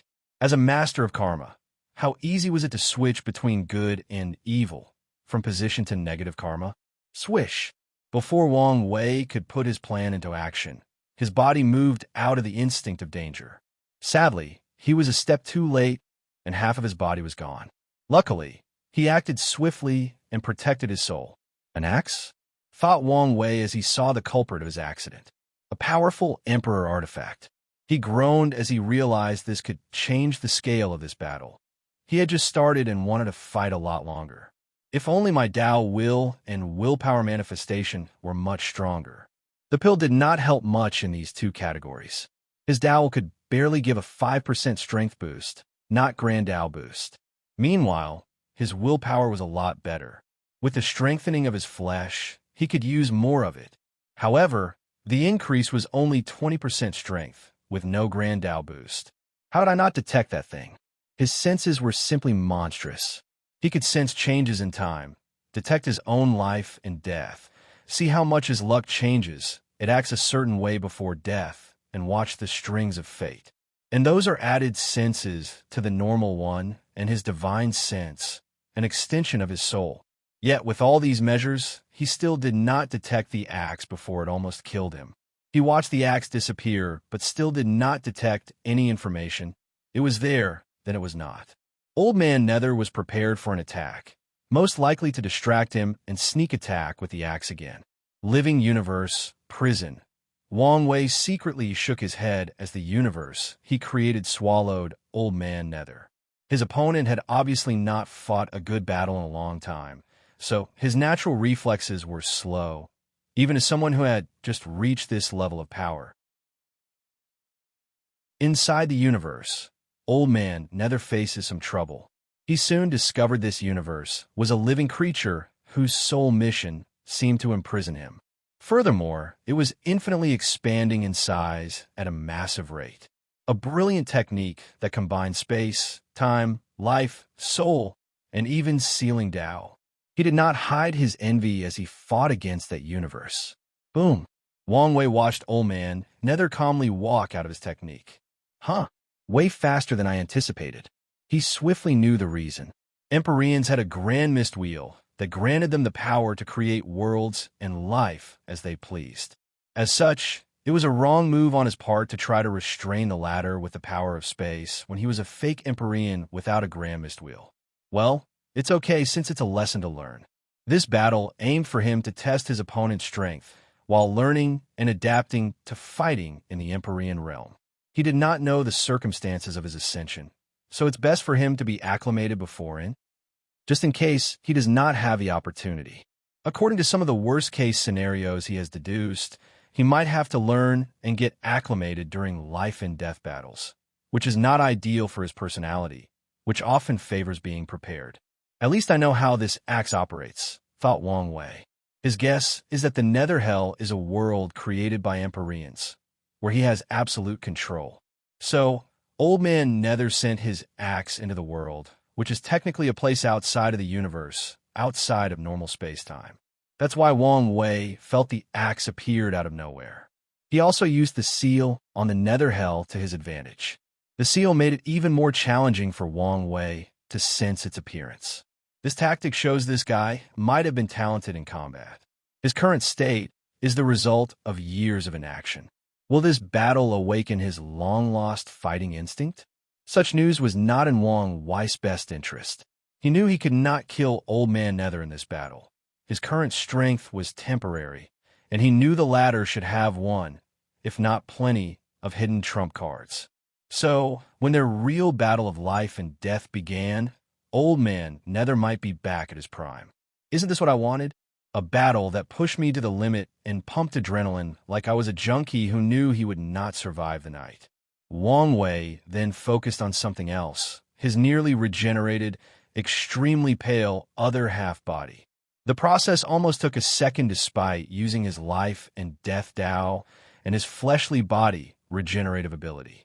In a battle of such a scale, a second is too long. In the end, the pill only gave me the strength of an Empyrean. It did not also raise my existence to that level. He could tell his injury was not completely healed, and once the pill's effect ran out, he would suffer all the consequences of the injuries in these battles. If you find any errors, ads pop up, ads redirect, broken links, non-standard content, etc., please let us know report so we can fix it as soon as possible. Chapter 1009 Taste of the Realm. Finale. Swish. With an understanding of his opponent's technique, it was straightforward for Wang Wei to evade the sneak attack of the axe. However, things were not as simple as he expected. A second axe manifested out of nowhere, heading directly for his head. His danger senses went on overdrive. He immediately knew if this attack succeeded, he might genuinely die. Swish! The second axe passed over his head, and Wang Wei's body was missing that part of his flesh. He did not use his absolute control over his body to scatter the atoms and subatomic particles in his head, returning them to nature as they should be. No, he knew such an act would still result in his death. This had the ability to ignore pure matter and even directly target his soul. So at the last minute, he turned his head into a state of void, similar to how he used his intangibility, but at a higher level. Oh, that was close, thought Wang Wei. I missed the thrill of dancing with death. He saw the disappearing axe and knew how there was a second, a dual blade, a blade of life and one of death. Maybe it's not that simple. As soon as he had this thought, he was proven correct. Two axes attacked him, and he evaded. However, at the correct time, a third appeared, and he evaded it too, but a fourth materialized out of nowhere. I was right. Besides life and death, there is a good and evil axe. Karma mirror. Wang Wei once read a colorful language comment on social media. Karma is not a bitch, it's a mirror. The netizen who posted this comment was referring to the fact that karma does not just pay us back for our actions. It reflects our choices and decisions. It's another way to say every reaction has an equal and opposite reaction. With this comment or idea in mind, he created this technique. As expected, once the evil axe hit him, it immediately bounced back to its owner. Old Man Nether soon realized he could no longer control his own weapon. So, without any choice, he had to defend himself. The black armor around him covered his entire body. Boom! The axe sent him flying back, but he was soon on his feet, perfectly intact. Another Empyrean artifact? Wang Wei was speechless. He also realized Old Man Nether was still an old fox, as the armor appeared like a technique to him. Knowing his disadvantage in the weapon area, Wang Wei decided to be more aggressive. Freedom of obsession. He used a technique that directly targeted Old Man Nether's mind. Immediately, the ancient Empyrean felt his obsession for a very long time, with samsara rapidly disappearing. He almost groaned in pleasure because of how free and liberating the entire experience felt. After working for so long with little to no success, he finally realized how great his life would be as long as he abandoned such useless obsession. New. His voice was so powerful that some of it leaked from the void battlefield seal. Such strong obsession, observed Wang Wei. He thought his obsession for absolute freedom was deep, but even he had to admit Old Man Nether was probably higher than him. How dare you mess with my mind? Wang Wei ignored him and pointed his finger. Authority depriving. The flame around Old Man Nether's head disappeared, returning to his human visage. The armor on him dimmed slightly, as if he had lost something. The power of samsara, said Old Man Nether in shock. He could tell the latter used power similar to a Yama King, depriving him of his control or authority by using samsara-related Tao. Such an act was not a straightforward application of the Tao, but power directly from the source. How can you use such a technique? I saw D. Tion using it, so it was easy to replicate after a little study. Old Man Nether's face turned redder than a baby's, but what? Feeling angry? Jealous? And maybe a little shameful? Sneered Wang Wei. With your age, you should have long understood fate is unfair and no one is born equal. Since you could not do with the cards granted to you, there was no point in these useless emotions. They'll make you pay for your insolence. To Wang Wei's surprise, Old Man Nether reverted to his previous state, dissolving his technique. He can ignore a higher authority than him. Maybe he did have some success in creating his version of samsara. He looked at the possible explanation for his events. A dark cloud loomed over this battlefield. He could tell the cloud was simply to hide what was inside. Sadly, none of his methods could penetrate the truth. Old-time samsara, a sense of dread permeated the entire battlefield. The idea that nothing was eternal and would eventually die before something was born in the ashes, following a constant and unending cycle, entered Wang Wei's mind. They would feel the same way if there were other life in this place. Afterward, everything proceeded to come to an end. The universe, matter, life, space-time, energy, the 5 elements, yin and yang, and everything in between. Luckily, this was the void battlefield, or absolutely everything in the lower dimension would die. No one would be spared except for Wang Wei, Old Man Nether, and other things. However, the number of survivors would be counted on one hand. Bolts of purple lightning descended on the sky, targeting him at all times from different angles. He had to use all his defensive abilities, like blessing his luck, controlling probability, reversing death with life, and all the others. His face was pale as he constantly moved to evade the bolts that covered the sky purple. Despite his best attempts, he was hit a few times, thus severely injuring him. No, this battle has to end. His existence was injured. Now, with his current level, such an injury is dangerous but still controllable. The issue is his injury has reached the point that his realm was about to fall once the pill's effect ended. Returned to the void, he immediately used the ultimate ability of his flesh, returning everything to a state of nothingness, a state where there is no space, no time, no matter, no life, no chaos, no mind or spirit, no soul. It did not even contain the concept of existence or non-existence. Old Man Nether's face changed as he hurriedly stopped his technique and rushed back to the Nether Hell. He did not want to have the slightest contact with such a damn technique, even if he had ways to deal with it. Wang Wei watched him run away and did not pursue. This was his objective. After the latter left, he reinforced the seal on the Nether Hell and removed the one on the battlefield. He then looked around at the countless tiers in this empty white space. "It's still not completely finished," he muttered. If not for the seal, the effect of their battles would have leaked. Wang Wei groaned slightly as he sensed the effect of the pill rapidly running out. He disappeared before reappearing in the court. Immediately afterward, his aura drastically decreased. As expected, my strength now is barely 3rd class. He felt the very core of his life, or existence, was severely injured. And similar to how mortals cannot use much strength or power when injured or sick, he was in the same situation. "Is this what she has to live with?" he muttered, thinking of that woman who lingered in his dream. No, her case is probably more severe. The existence of a paragon is not so easy to be affected, let alone the one of a boundless one. So, he could imagine the terror of the ultimate taboo. "I need to heal, and it's now your job to protect me," he said out loud to no one. However, someone appeared in the corner. It was another him. Before this battle, he knew the possible danger, so he used the resources needed to condense a permanent clone. Although it only had the strength of 40% Grandau source, the latter had the ability to use its full strength for a short period in an emergency. "Do you want me to hold the court for you?" asked the clone. "No. Let's release the news about my injury as bait. Let's see if there are some stupid people still lurking around." "Okay. We should have visitors soon. We could begin with them." Void battlefield. After Wang Wei left, a few people immediately appeared. To be precise, all the Eterna-class powerhouses showed up, including the hidden ones from the sea race.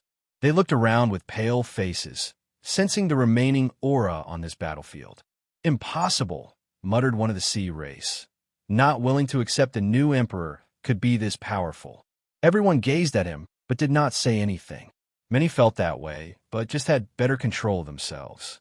Eminent monk, do you know something? Asked Su Shi, who was also pale simply due to the aura in the surroundings. Every passing second felt like she was carrying the weight of the world, and even breathing became difficult. Why are you asking this poor monk? Said Feng Hong with some sweat on his forehead. You're probably one of the oldest here, and you have access to all of Buddhism's heritage. So, if you know something, don't hesitate to speak. Feng Hong paused briefly. You should have heard about the tenfold battle realm. Su Shi, along with everyone who was listening, nodded, both openly and secretly.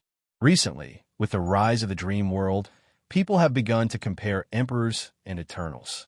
As such, the concept soon became popular when individuals tried to understand why there was such a vast difference between them. Well, there were rumors that 10 was not the limit, that there was another layer above. Feng Hong stopped talking, and the room quieted for a few seconds. Are you saying the Heavenly Emperor had achieved this realm, thus having battle prowess comparable to Tier 11 of the Emperor Path? Feng Hong did not elaborate further. Hey, monk, don't just speak nonsense not to reveal what you know, growled Aoshin. I cannot do anything if the donor does not believe my words. He'll believe your words when you speak the truth. The truth is always so cruel. Wouldn't you say so, donor? You?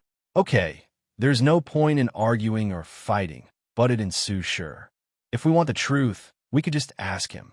She immediately disappeared from the place. Everyone looked at her before following. Since they had someone to follow, why not see what happens?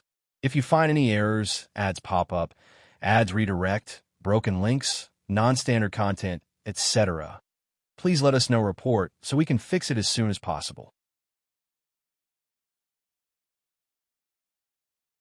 Chapter 1010 Bait, the group which included Tong Rubing's clone, walked into the throne room with Wang Wei waiting. They saw his pale face and his weak aura. Immediately, they noticed something. This was the first time they could sense the Heavenly Emperor's aura. They could immediately tell his strength was only at 3rd class. What is it? Asked Wang Wei, his voice soft and weak, no longer containing the confidence and hidden dominance or authority. Everyone gazed at Su Shi, and she paused. In this short moment, she realized many things and knew asking directly was not a good idea. So, she changed her tactic. Is that person in the nether hell really that powerful? Is he that much of a threat? Indeed, he is. Is he alive? Sadly so. So you lost? Of course not. But I didn't win either, replied Wang Wei calmly before coughing out loud, even spewing some blood. Is that why you're here? No. I want to see the battle, replied Su Shi. You mean you want me to place my battle in the battle tower? That's right. That's not a bad idea. However, you should be warned to be careful beforehand. What do you mean? If you are weak of heart, it's better if you don't experience it, replied Wang Wei calmly. Is that so? Do you need anything else? No. Okay, you're dismissed. No one immediately left as they gazed at each other until Su Shi bowed respectively before disappearing. Feng Hong followed suit, and the others imitated them. Wang Wei smiled after seeing this. A few people had a quick flash of killing intent after seeing his state. Although extremely brief, his clones still detected it and told him. Interesting, he chuckled before closing his eyes and accessing the dream world. He made his battle with Old Man Nether available, but also put certain restrictions on it. For example, only Eternal-class powerhouses can view this battle unless they have his approval. Afterward, he retreated to heal his injuries. After returning to their respective factions, these people immediately checked the battle and understood the warning. Sensing the aura of these people was indeed a terrifying thing. Without sufficient Tao heart or willpower, no one could even finish watching the battle. The immortal sovereigns were better, since their essence was that of Tier 11. However, it was not the same for the others. Additionally, once they used the battle tower to become one of the fighters, allowing them to experience the strength of either Wang Wei or Old Man Nether, These people became intoxicated by the strength they acquired. Like Wang Wei, no, even worse than him, they became lost in having such terrifying power. The situation worsened once the battle ended, and they lost such power. A few were shocked a second time, as they wished they could live their lives in a false reality so they could always experience this power. Luckily, these people were either the best amongst heaven chosen or had lived long enough that their mind was tempered. So, they eventually quieted down and regained their bearings. Now, they had to decide on their action. The Heavenly Emperor was severely injured, and this could change everything. Emperor Enlightening Academy. Su Shi exhaled before walking out of her seclusion room to see many people waiting for her. She was not surprised, as these people sensed the terrible aura that leaked from the void battlefield. "What happened?" asked former headmaster Song. "The Heavenly Emperor is severely injured," she replied truthfully. "Is the taboo in the nether hell so dangerous?" asked the teacher. "More than we realize." "How severe are we talking about?" asked someone else. "His existence should be injured and his strength fallen to third class." The room quieted for a few seconds before someone asked, "Should we do something?" "Like what?" "I don't know, but this might be an opportunity." No one said anything for a while, so they looked at Su Shi. She did not immediately expose her opinions, but looked at her husband in the room. "What do you think?" Lin Fan was momentarily surprised that he became the focus. But he soon calmed down and answered calmly. Knowing him, it's probably a bait. He wants to lure people to betray him? In other words, his injuries are fake? I don't know if his injuries are real or not, but even if they are, he should have prepared before for such a possibility. "Don't forget what his Tao is," reminded Lin Fan. "Plus, even if he's injured, doesn't the Tao opening sect have another eternal powerhouse? With their recent development, there might be more than one."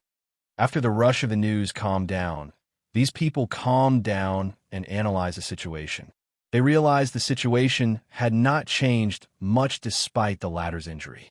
They also realized they had been too focused on the Heavenly Emperor and ignored their former rival, the Tao opening sect. Since the beginning of the era, they've been highly low-key despite all the things they have accomplished and all the benefits they've acquired. Why haven't you noticed how low-key they've become? Previously, they were low-key, but not to this extreme. The previous Tao opening sect would take some time to remind the world who they were and not to mess with them. However, for a while now, everything about them was related to the Heavenly Emperor, while the other powerhouses rarely showed up. "Do you know something, Headmaster?" "It's because of the balance mechanism." "Are you implying that they become so powerful that they must stay hidden to prevent trouble from true Heavenly Tao?" asked Songli. "That's both good and concerning. The good news is the other factions will have more say in the world with the Tao opening sect's new approach. The concern is that their rival is not so powerful that no one knows their true depth." In some ways, they were no longer in the same league. Now, you should understand the situation. The Tao opening sect is our current greatest ally, so don't do anything stupid. She dismissed everybody, leaving Lin Fan for a few minutes. After supervising his cultivation, she retreated. She replayed the battle in her head, trying to understand and improve. Besides his abnormal soul and willpower, the other things are not out of the realm of possibility.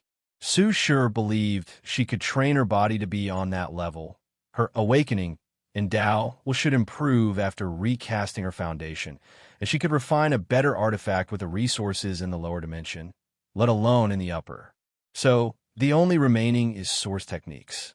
It should be one that granted a terrifying control over his grand Tao source. No, not just Tao, but everything else. She pondered. Such a technique can be replicated with the correct method. A flame appeared in her hands. The extreme of control? I can start with Alchemist's flame control and go from there. Western Bliss Sect. Feng Hung looked at the few immortal tier powerhouses he had and said with a deep tone, "Remember, the Heavenly Emperor is an honorary Buddha of our sect, so please do not spot any more nonsense. Understand?" "Understand, Reverend Buddha." "Okay, you're dismissed." Great Talisman City. Tong Rubing's clone returned and did not even mention the Heavenly Emperor situation to her faction. She merely talked about the battle and how terrifying it was. She knew it was bait. The fact was very obvious. As such, even if it was possible that the latter was truly injured and was using such an obvious tactic as a mind game, she only needed to remain silent and not do anything. Her only concern was to send every detail of the situation to her main body. Ancient Clan.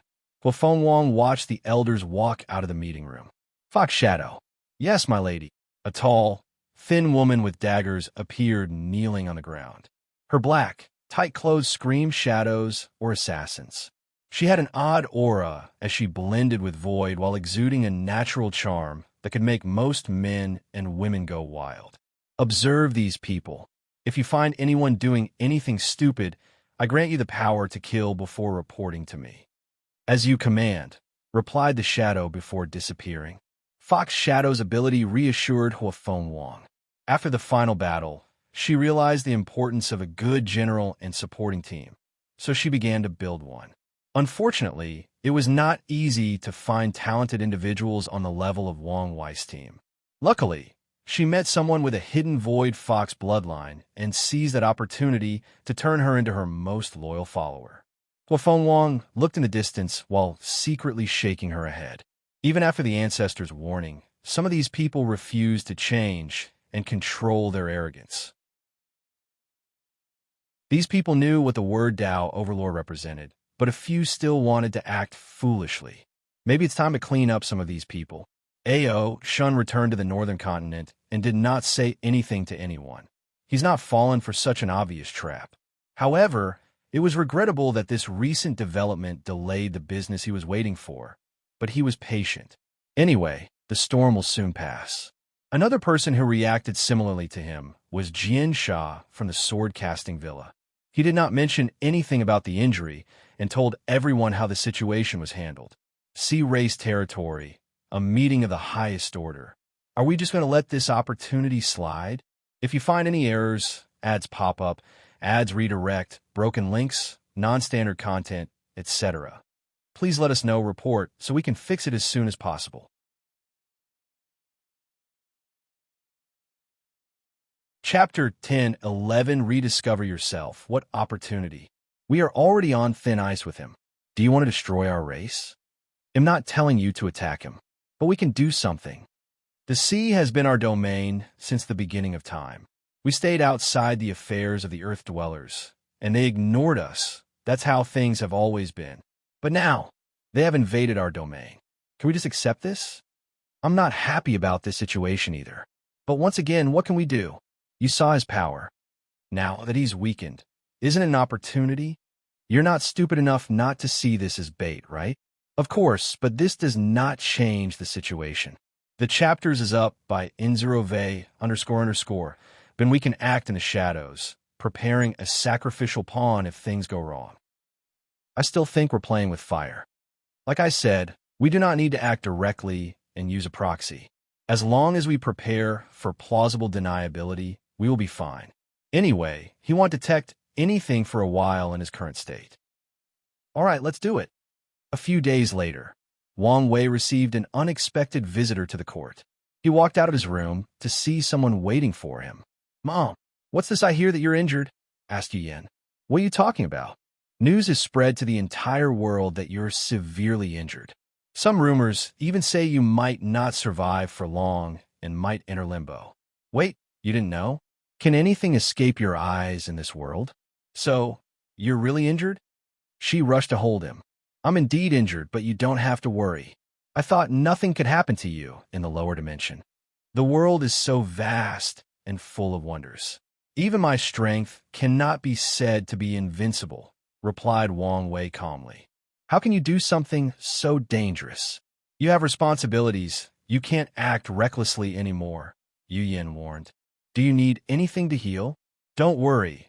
I already prepared everything beforehand," replied Wang Wei as he locked arms with her. "Let's go on a walk. I have something to say to you."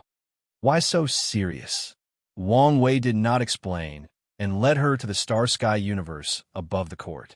A golden light served as their pathway, leading them past countless planets and stars. As they passed countless wonders of the cosmos, the sight was otherworldly. "I'm going to be rude and blunt, so I apologize beforehand," said Wang Wei. "Now you're scaring me." Wang Wei locked his palm with hers. "You need to rediscover yourself." "What are you talking about?" "For a long time, your life was evolving around me, or father. Your entire role or personality was that of a proud mother and dutiful wife.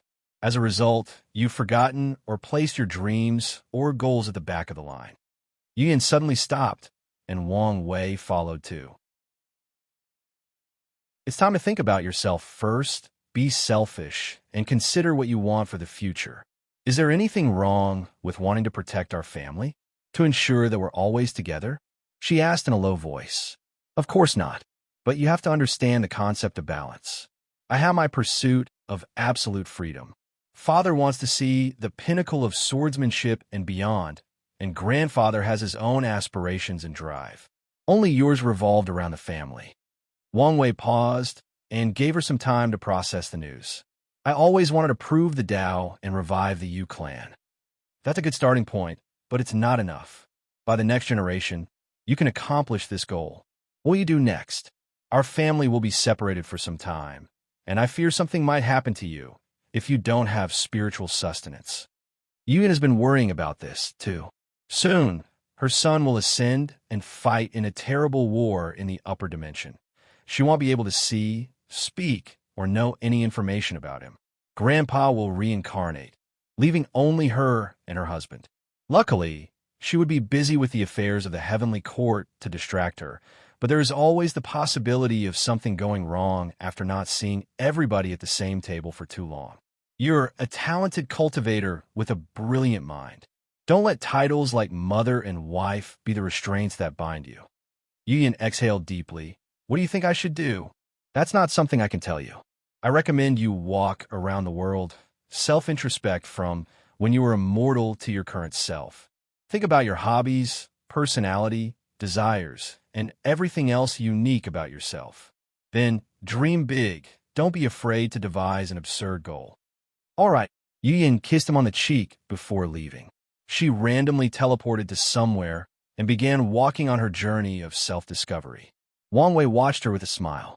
He had wanted to have this talk to his mother for a while and prepare to talk to her either right before or after she proved the Tao. Now that the situation was dealt with, he felt relieved. "What happened?" he asked in the empty air. "The sea race released the news.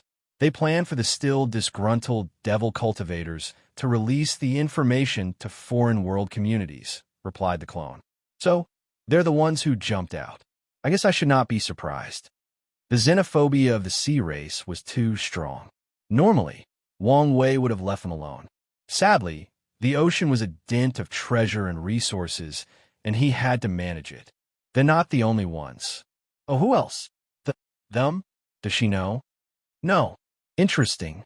It seems we have someone else to bleed," smiled Wang Wei with a sense of schadenfreude. "What do you want to do?" "Let things play out," he replied calmly.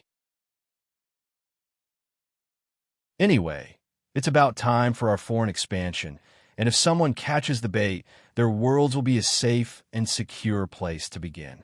"All right, but there is something else." "What is it? An opportunity? Where?" "The Origin Weapon Mountain. You can proceed as you see fit," said Main Wang Wei. He was not feeling well. His current state reminded him of when he was sick back on Earth. At first, the feeling was interesting because of its novelty. But now, the feeling of constant weakness and aching was annoying. So, he ended the conversation and returned to his healing. Southern Vermilion Bird Continent. Yuyan appeared in a forest and used her divine sense to find direction. Soon, she found the nearest mortal civilization and decided first to eat something. As she looked at the food before her, she realized many things. First, she had not come to the southern continent in a long time. To be precise, she had not left the central continent of her own volition, probably ever since she was pregnant. She went to the western continent because of her son, and she wished to travel to the south when Wang Wei infiltrated the Origin Pill Dao sect. During that time, she feared for his safety and wanted to see and protect him secretly. The second major realization was regarding food. In the past few million years, she was the main cook for her family and only tasted food made by a few people: her husband, son, daughter-in-law, and the last meal before her mother died. In her youth, before she met Wang Tian and was his competitor, she also enjoyed traveling and tasting the food of different continents. But after an unknown time, her world shrunk, revolving around a few people. Yu Yin sighed before eating the food. She found it a little too greasy, but the taste was unique enough to catch her attention. Finally, she tasted the tea but paused after one sip. She remembered she never liked tea. Her father and mother forced her to learn the tea ceremony since it was a deep part of the world's culture. She remembered how she had to lie about her favorite tea, how these heaven-chosen would go to extreme lengths to get her favorite tea as a way to impress her. After marriage, she would say her favorite was either her husband's or son's favorite, or use any random name that popped in her head. "Server, give me another drink." Yu Yin changed her drink as she observed the surroundings. Once she finished, she continued her journey, going from one restaurant to another, one mortal civilization to the next.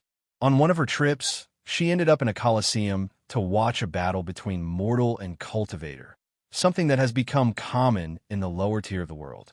She did not care for the fight, but focused on the fact it was a battle between a saber wielder and a swordsman. During her luck trial, she learned about Saber Dao to counter Wang Tian. Her talent was decent, but she did not pursue such a path. Did I like the saber? Ian asked herself. The answer is no, but she also could not wonder what her life would have been had she not given up. Husband is a supreme swordsman, and the wife is an overlord saber wielder. That would have been interesting. She shook her head before continuing her journey. If you find any errors, ads pop up, ads redirect, broken links, non-standard content, etc., please let us know. Report so we can fix it as soon as possible. Chapter 10-12 Discovery and Pressure. Unedited chapter. Yu Yin spent the next few days on a journey of self-discovery. She re-examined her likes, dislikes, goals, ambitions, and life as an individual rather than a mother or wife. Experiencing mortal lives and civilization was marvelous to her, but she still could not find a grand goal for herself. So, she decided to relax. Luckily, in the city she was in, there was a chess tournament, and she participated. Without any suspense, she won, and rumors of chess saints spread in that mortal kingdom. At first, Yu Yin wanted to leave because of all the attention, but she changed her mind and continued to accept challenges. The process was helpful to her search. She realized, or rediscovered, her love for chess. At an early age, she displayed an exceptional talent for the game while receiving her aristocratic education. However, given her talent, her father focused more on honing her battle talents, while her sister, who was expected to marry and be more ladylike, focused on things like chess, poetry, and calligraphy. She did not focus on the art of chess again until her son's method of proving the Tao required it. During that time, she realized how talented she was in the subject, with only her son could keep or rival her. Yu Yin smiled, thinking how the latter would sometimes secretly cheat when he was on a losing streak. Of course, she would play the mother card and blame him for playing too hard when she was on a losing streak. Yu Yin enjoyed her time as the chess sage and felt her grand ambitions might be related to chess somehow. However, she could not think of anything after much deliberation and walked away. Nothing came to fruition until she was in the Western continent. In one of the temples, he learned the monks would experience the trial of darkness to temper their minds. As the name implies, the monk would close themselves into a room of absolute darkness. Their task is to rely on the fortitude of their mind to not succumb to the darkness. That seems easy enough, muttered Yu Yin, who wanted to experience this trial. Sadly, it was only for the monks of the temple. So, she had no choice but to reveal her identity. After all, who dared refuse the mother of the heavenly emperor? She was not pedantic to the point of not using her identity despite her journey of self-discovery. Yu Yin started the test with the temple's blessing, beginning with the mortal tier darkness.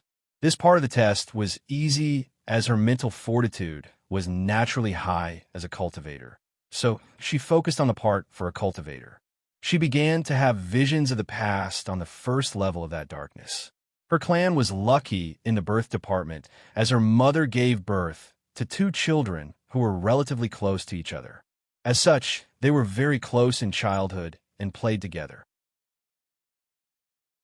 One game she loved to play with her older sister was Search and Find, and she always won. She would hide in the strangest places full of darkness that her sister was very scared of. She would make fun of her afterward for being older and being scared. Sadly, as they grew older, such tactics no longer worked. I thought I chose the Tao of darkness because of its opposite nature of light. If I could prove the Tao with that law, our clan's foundation would be deeper, but it may not be so simple. I've always loved darkness. After this realization, many things she had long hidden or forgotten about became clearer. When she broke through the divine body realm, the idea or goal she instilled in her good fortune flame was that she would revive the U clan and show people the true beauty and horror of darkness. Over the years, she worked toward the first part of the goal, but did not focus on the second aspect. After her generation learned heavenly Tao cut off the path of supreme and that there would be no heaven will in this generation, she shifted all her attention to raising the next generation. She did not even revive her ambitions toward the U clan until she saw how talented her son was. As for the other, she forgot it until now, thinking about it as the words of her young and inexperienced self. So, that's how it is, muttered Yu Yin as she opened her eyes. The answer was before me long ago. My goal, my grand ambitions, lies in darkness. Her aura suddenly changed, becoming calmer, wiser, more peaceful, and more complete. Her Tao heart had with a new youthful vigor. Cultivators sublimated, and Yu Yin found herself with a new youthful vigor. Cultivators' appearances are dictated by lifespan, choice, and state of mind. The first 2 are understandable, while the last one is more rare.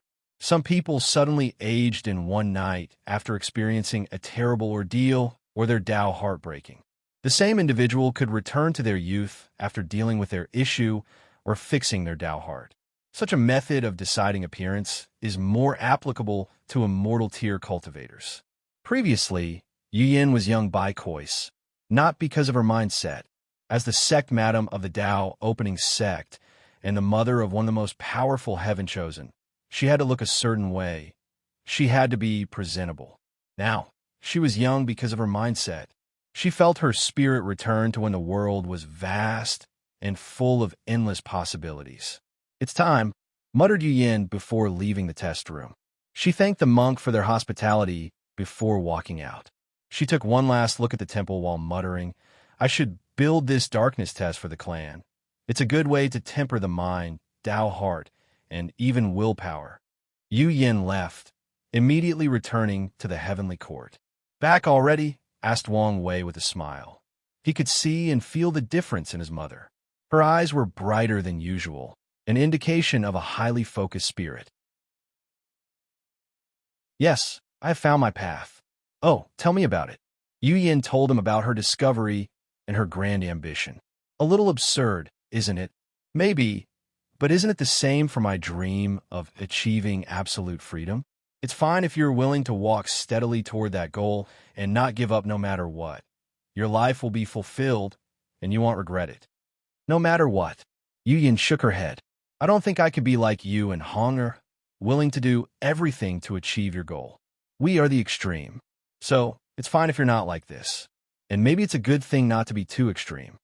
True, nodded Yu Yin. I think it's time for me to act.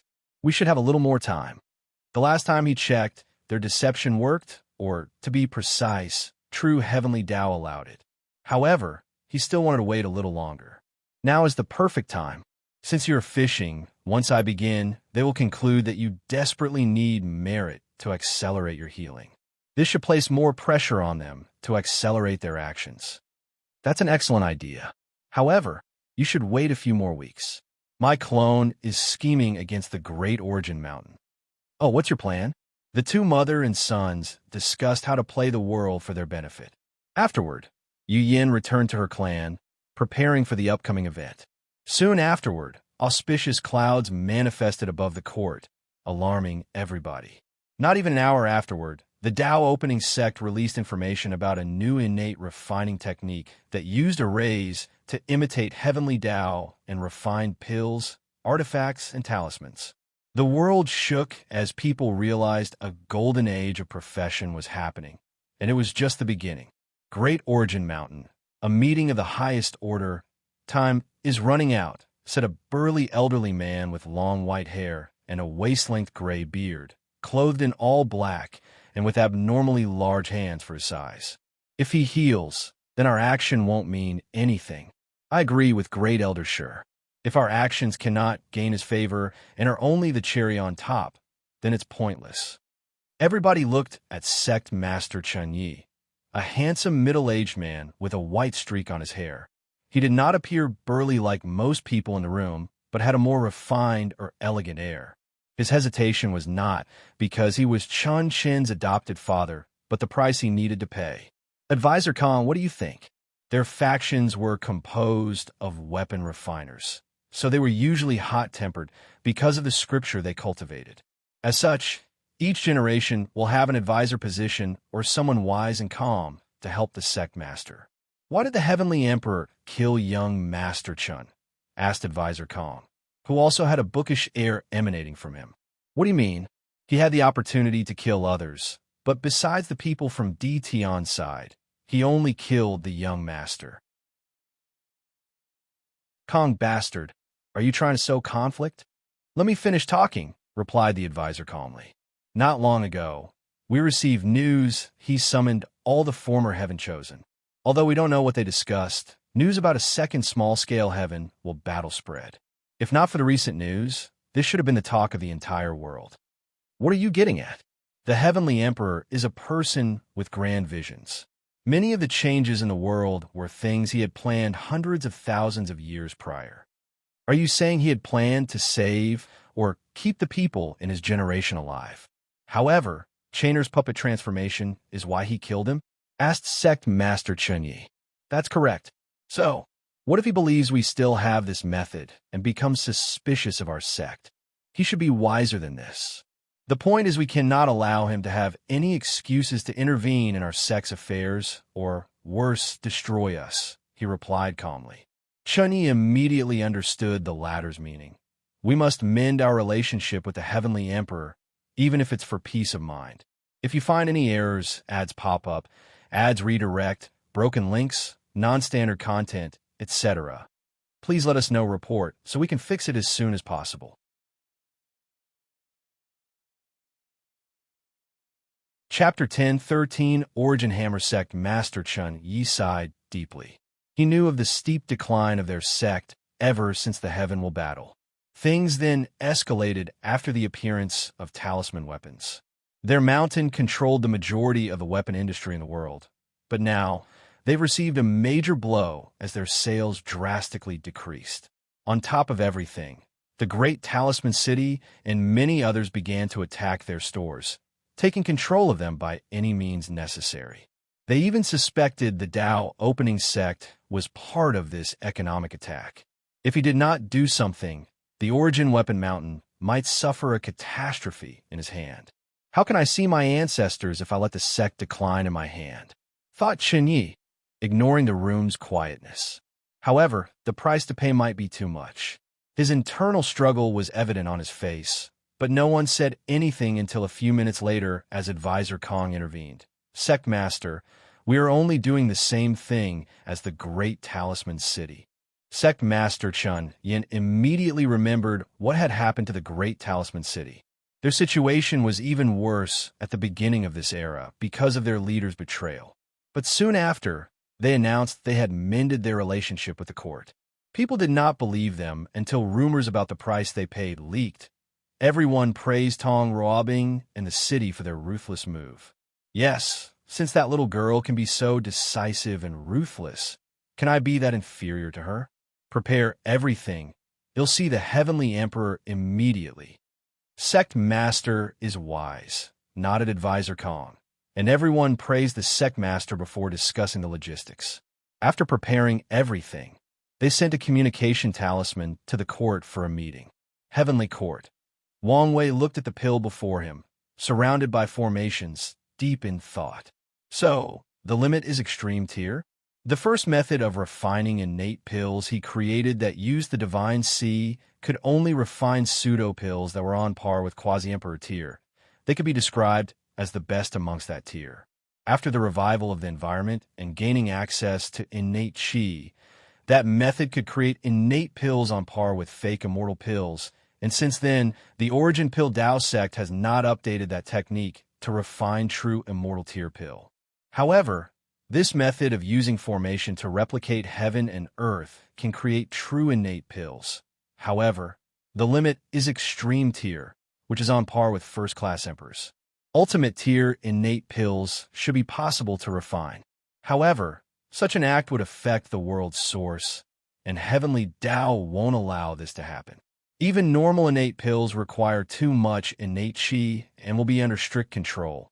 Heavenly Dao should make the pill tribulations extremely difficult. Wang Wei secretly shook his head. His method was very restrictive because it required someone accomplished in both alchemy and arrays to make, preventing too many people from attempting.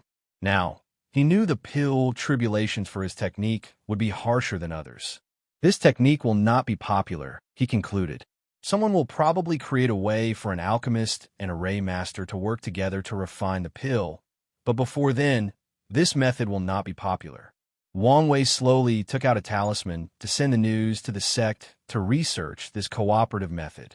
Although he did not care too much about this method, it was still a source of merit. He won't receive much if his technique is not spread and used. Once finished, he looked in the distance and asked, "Is it me? Or has Heavenly Dao become stricter?" "You're right. Since Su Shi's action and its increase in strength, it has become harsher in some of its rules," replied the clone. "That can be both good and bad. The world needs order to function and develop, but too much order is a prison and can easily elicit rebellion. Have it or Old Man Tianji made any move since they learned about my injury?" "No, they're both quiet." Wang Wei nodded. Despite expecting this answer, he needed to ask. Heavenly Dao is an emotional program, so it should know better than to take this obvious bait. As for why it would take action against him, that's because its core programming is to maintain balance, and Wang Wei's power had long broken the scale, so it's in its nature to try to restrict him and tilt it back. The Origin Weapon Mountain people are here. "Oh, so your plan succeeded?" Wang Wei smiled before walking to the throne room. Soon afterward, Sect Master Chun Yi walked in with a delegation. They kowtowed to show their deepest respect before presenting a gift, saying it was to honor the Heavenly Emperor and creating a deep bond between them. Wang Wei's eyes lit up when he saw the gift, an ordinary-looking bronze hammer. "Is that the Origin hammer?" he asked as he held the hammer. It was rumored the weapon ancestor was a blacksmith when he was immortal. As a remembrance of this past, when he created his life's greatest work, the Origin hammer, he modeled it after his blacksmith hammer. Now, it appears this rumor was true. Our founder was a humble man who never forgot his origin. Wang Wei gave him a side glance. Wu Hong once told him that talisman and weapon ancestors did not become eternals because of their arrogance and pride. So, he would not believe such words. As he looked at the hammer, he was truly surprised. This weapon granted a natural 7% Grand Dao boost. However, this was not its limit. As the luck condensation artifact of the Origin Weapon Mountain, it can perfectly carry the luck of the sect, which grants another 3% Grand Dao boost. In other words, any emperors of their faction will have a two-fold battle realm after wielding this weapon. This thing is truly a masterpiece.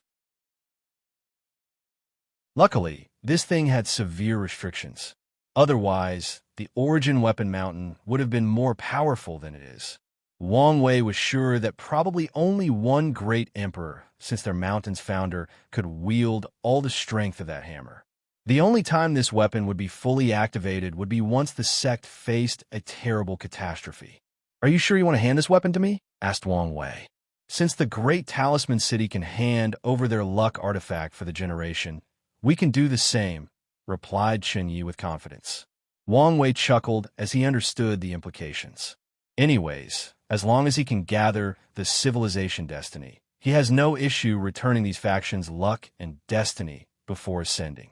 It would be a grave mistake to forcefully leave it to his sect, so he had no problem with those short loans. I appreciate this gift, especially since it's very timely, said Wang Wei, his face as pale as ever. I consider myself generous, so I won't let you suffer. He closed his eyes before dispatching his divine sense. A few seconds later, he waved his hand to manifest a cauldron in the middle of the room. The thing immediately caught everyone's attention. This cauldron follows the same idea as the mechanical cauldron, but it's for weapons instead of pills. As you can see, it's incomplete because of my sect's lack of ability. Wang Wei paused to allow them to process this information. My previous plan was to gather everyone worldwide, sharing the merit and destiny for completing this project. I will hand it over to your mountain for your great gift. Chenyi felt the world spinning. The excitement was too much. He knew the significance of this project and the blessing their mountain would receive once they completed it. After the project is finished, the cauldron will enter the dream world. However, your mountain will have a share of the profit. Chenyi was happy he was a cultivator, or would have fainted and humiliated himself. They had a meeting to discuss how profitable the pill mechanical cauldron was. Even if he's only sharing some of the profit, he knows how much their mountain will benefit. More importantly, they will no longer be irrelevant in this upcoming era full of changes. Don't be happy too early, said Wang Wei, waking up some of these people from their daydreams. You will have a specific amount of time to finish this project. I will take it back if you don't meet my expectations. Your Majesty, we swear on our ancestors we will not let you down, hurriedly said Chenyi as he knelt. That's good, nodded Wang Wei before pausing. I'm sorry about Chen Chun, but he had to die. No need for apologies. The heaven will battle is cruel, and there is a reason it's called the Grave of Geniuses. Wang Wei looked at him for a moment. If there is nothing else, you can leave. The delegation swiftly exited, but did not hide the happiness in their strides. Meanwhile, Wang Wei looked at the hammer before him, sensing the new luck and destiny added to his court. He could not help but smile. He now had the luck of the Origin Rune Mountain, Great Talisman City, Origin Weapon Mountain, and his sect. He only missed the Origin Pill Dao sect to condense the civilization luck he planned. And if he could get his hands on the Qi luck of the ancient clan, things would be perfect. How did you do it? It was quite easy, replied the clone. I only use a few of our Fate Shadow Guards to release some murmurs. Then, their advisor, a very wise man, understood my message and made things happen. The world would be so much easier if there were as many smart men as that advisor, joked Wang Wei. True. Now, the only missing piece is the Origin Pill Dao sect. Any plans for them? Lu Cheng and the Flame Emperors are still untouchable variables, so let's wait until they reveal their hands first. Yes, by then, our opportunity might come. Wang Wei looked in the distance and muttered, It's time. He sent news to his mother to begin. If you find any errors, ads pop up, ads redirect, broken links, non-standard content, etc., please let us know report so we can fix it as soon as possible.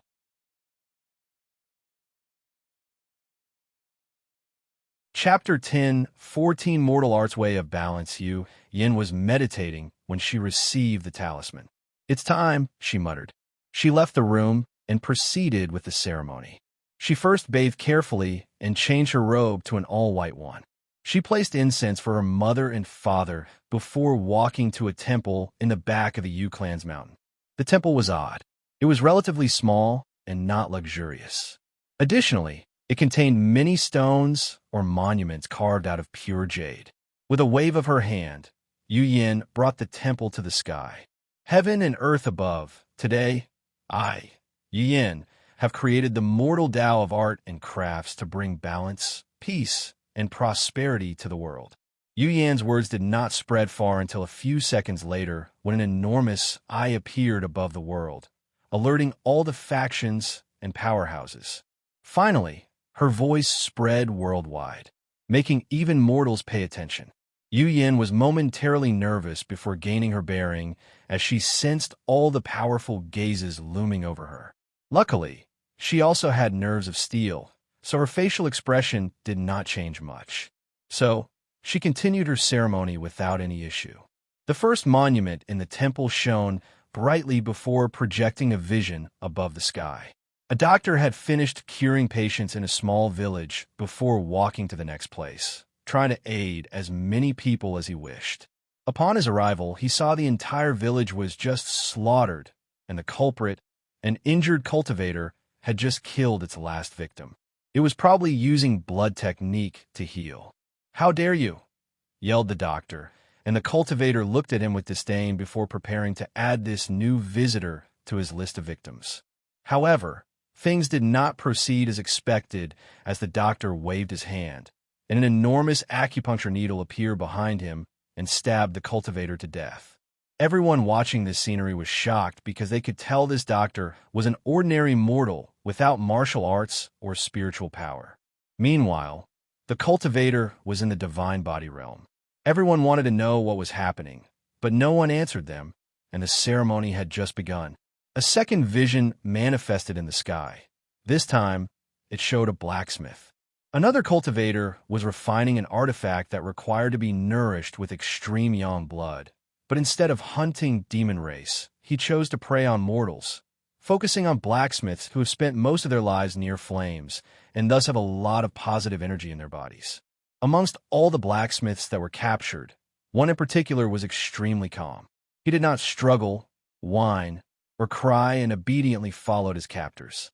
However, once he reached the cave where the cultivator's refining furnace was, a giant hammer appeared above his head before crushing the latter into meat paste. Again, the world was baffled as this person was only a mortal and the weapon refiner was in the early stages of the primordial spirit realm. Some people already had an inkling, while others wondered whether this was a weapon. The next image was that of a farmer. He was tending to his land when he sensed a shockwave. He looked in the distance, and two cultivators were fighting without any regard for the surroundings, destroying and killing everyone and everything in their path. With anger written all over his face, he waved his hand to materialize a large sickle. Then, he sealed these two primordial spirit cultivators. The vision showed how he did not kill them, but sealed them in a nearby mountain. The following vision was of a painter. He had created a masterpiece that was the talk of his city. However, one day, a cultivator who was passing by noticed this painting could resonate with the laws of heaven and earth. He had been stuck in the early stages of the void-shattering realm for a long time and thought this was his opportunity for improvement. So, he asked the painter if he could sell it to him. The latter refused since it was his life's greatest work. After rejection, the cultivators demanded the painting, even threatening its creator's life and family. As expected, after a second rejection, he used force. The painter manifested a painting the size of a city and effortlessly killed the cultivator. Yu Yin did not waste time as the next vision appeared immediately afterward. This time around, it was a beautiful woman playing the guqin. The story was that she was a talented musician with a beauty that would make most immortals feel ashamed. A passing saint saw her play, became enamored, and desired to possess her. He immediately deployed his domain to take her by force when she rejected him. But she manifested a golden guqin and fought with him by playing it. After battling him for more than 3 days, the saint ran away with severe injury. The world was quiet as their gaze locked on these visions.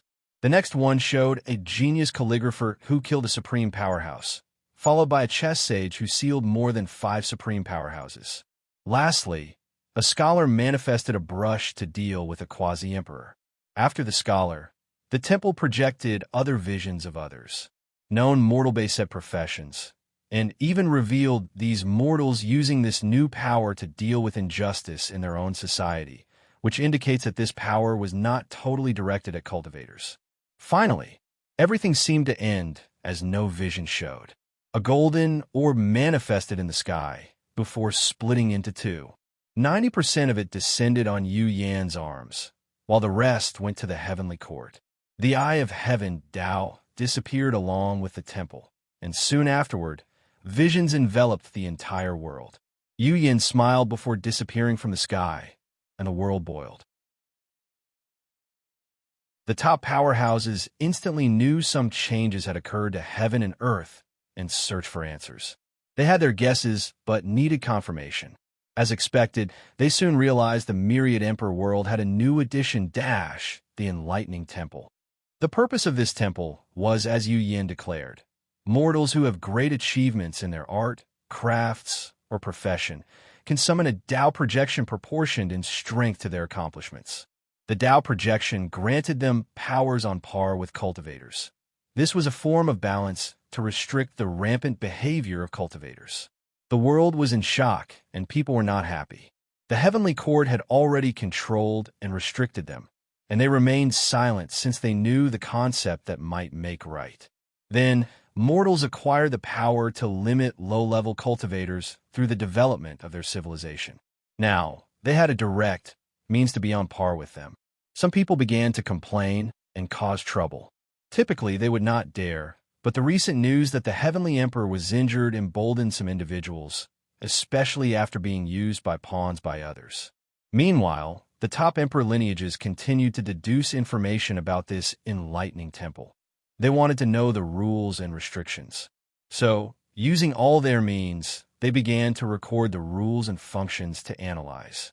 Firstly, this thing was only for mortals. Even a cultivator in the first layer of the body, refining realm, cannot use it. Secondly, it did not increase the lifespan of mortals. They were still mortals destined to die after a few hundred years. Thirdly, this power was not something mortals could use at will. It will only be available to them when in danger or when they see injustices or evil. In other words, they cannot use this power to wage war or attain benefits. Fourthly, a mortal with karmic sins cannot condense their Tao projection. Finally, not every mortal can condense projections on par with powerful cultivators. There's a great divide between the primordial spirit realm and the void-shattering realm, and it's the same for the projections. Only genuinely talented mortals, or people who dedicated years to their art or craft, can condense such powerful Tao projections. Such news reassured many people, but then they realized the world was so vast and the mortal population so large that it was easy to give birth to countless geniuses. These people also realized why the Heavenly Emperor wanted the rise of mortal civilizations and the creation of the dream world. Now, education and communication are so accessible that it's easier for mortals to have some achievement in any art or craft. After summarizing the rules, the world collectively sighed. Cultivators were officially not the absolute ruler of this world. From now on, only geniuses and immortal tier powerhouses can act wildly as they wish. However, even they have to worry about the court above their head. After arriving at this conclusion, people's ambitions and drive did not diminish but increased. Their desire to prove the Tao or become an immortal tier powerhouse intensified because it was the only way for them to get real power in this world. Heavenly Court. Wang Wei waited for his mother with a smile. After so many years, we finally reached this step. Yes, but we still had some way to go. The enlightening temple was not enough for her to condense a heaven will. Heavenly Tao placed more emphasis or importance on things related to cultivators. And this temple, at its core, was directed at mortals, hence the lack of merit. As such, they still needed to wait until the court spread to the lower realm and create branch temples in a few more worlds. If you find any errors, ads pop up, ads redirect, broken links, non-standard content, etc., please let us know report so we can fix it as soon as possible.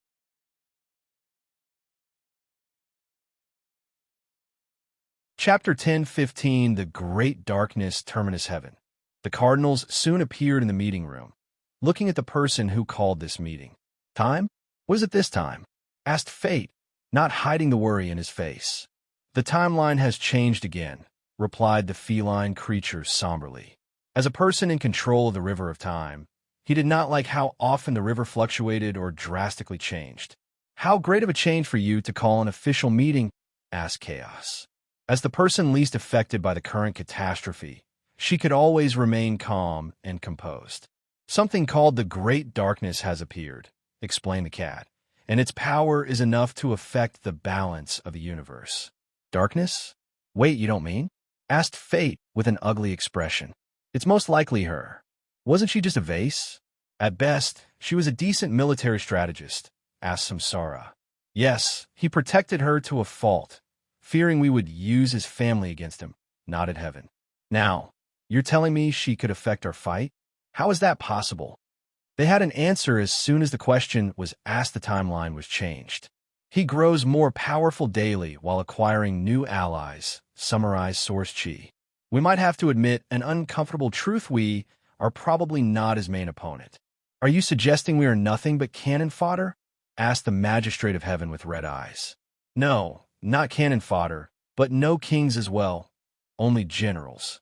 Some people grunted while others remained silent. They have towered over all sentient beings in existence for so long. How could they accept such a fact? "There is no need to let our pride influence us," said Samsara. "We know the timeline can be changed, so, as long as we stop him at the correct time, we will be the final victor and restore the previous status quo." "She's correct," added Time, looking at everybody with his cat eyes that made him more profound. "This great darkness is not a fixed point in time, and its very existence is unstable, meaning we can prevent it from appearing." Everybody's eyes concentrated. "So, we should expect a fight with him very soon," muttered Heaven. They knew he would never allow them to prevent this great darkness from happening. "Very good." The Magister of Heaven was indeed excited. Although they suffered during most of their confrontation, it was not because of their weakness or their opponent's overwhelming power. The main reason was due to the latter's cunningness and ability to hide and attack them when unprepared. If they could force him to face them directly, he would suffer even with her and the other allies on his side. "Do you have a plan?" "Yes," replied Time. "But we need to discuss and refine it first before taking action. We don't want any variables or trouble." Then, these 6 individuals, to whom the term godlike was a great insult to their powers, began to plan an event that would fundamentally change the Chaos universe. Eternal Ascension World, Lower Dimension, Myriad Emperor World, Heavenly Court. "Some way to go," said Wang Wei. "When are you beginning the expansion?" asked Yin. "Most likely in the next meeting," replied Wang Wei. "Have you thought a date?" "Not exactly. There are a few things that need to be dealt with beforehand." "What about your bait plan? It should be coming to fruition soon?" "Yes. Many people should be dissatisfied with the enlightening temple, fueling their motive to do something stupid. So, I should see results soon." "That's good. I'm always reassured by whatever you do. However, if you need anything, don't forget to ask." "You know I will." Yin kissed him on the cheek before floating away. After proving the Tao, she still had to cultivate and train so she could be as powerful as possible. Wang Wei watched her leave before looking in the distance.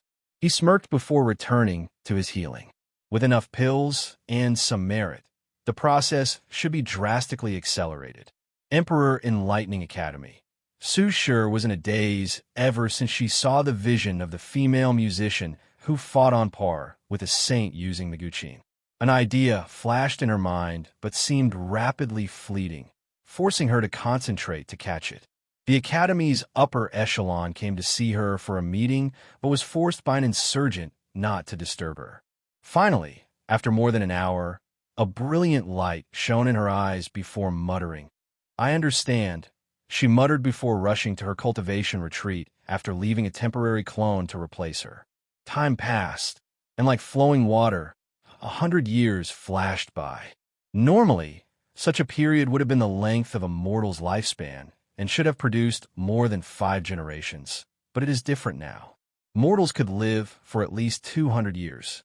During these past 100 years, the world seemed very peaceful. Mortals developed arts and crafts, while cultivators used the dream world to benefit them as much as possible. Everyone seemed in a hurry, but could not understand or explain why. It was like everything knew something was about to happen and were preparing. Bang! The world trembled lightly, alerting everyone. People rushed to the dream world to find news and information. They knew what they were awaiting had come, but nothing seemed to have changed so far. Then, visions suddenly appeared in the sky, confusing people even more.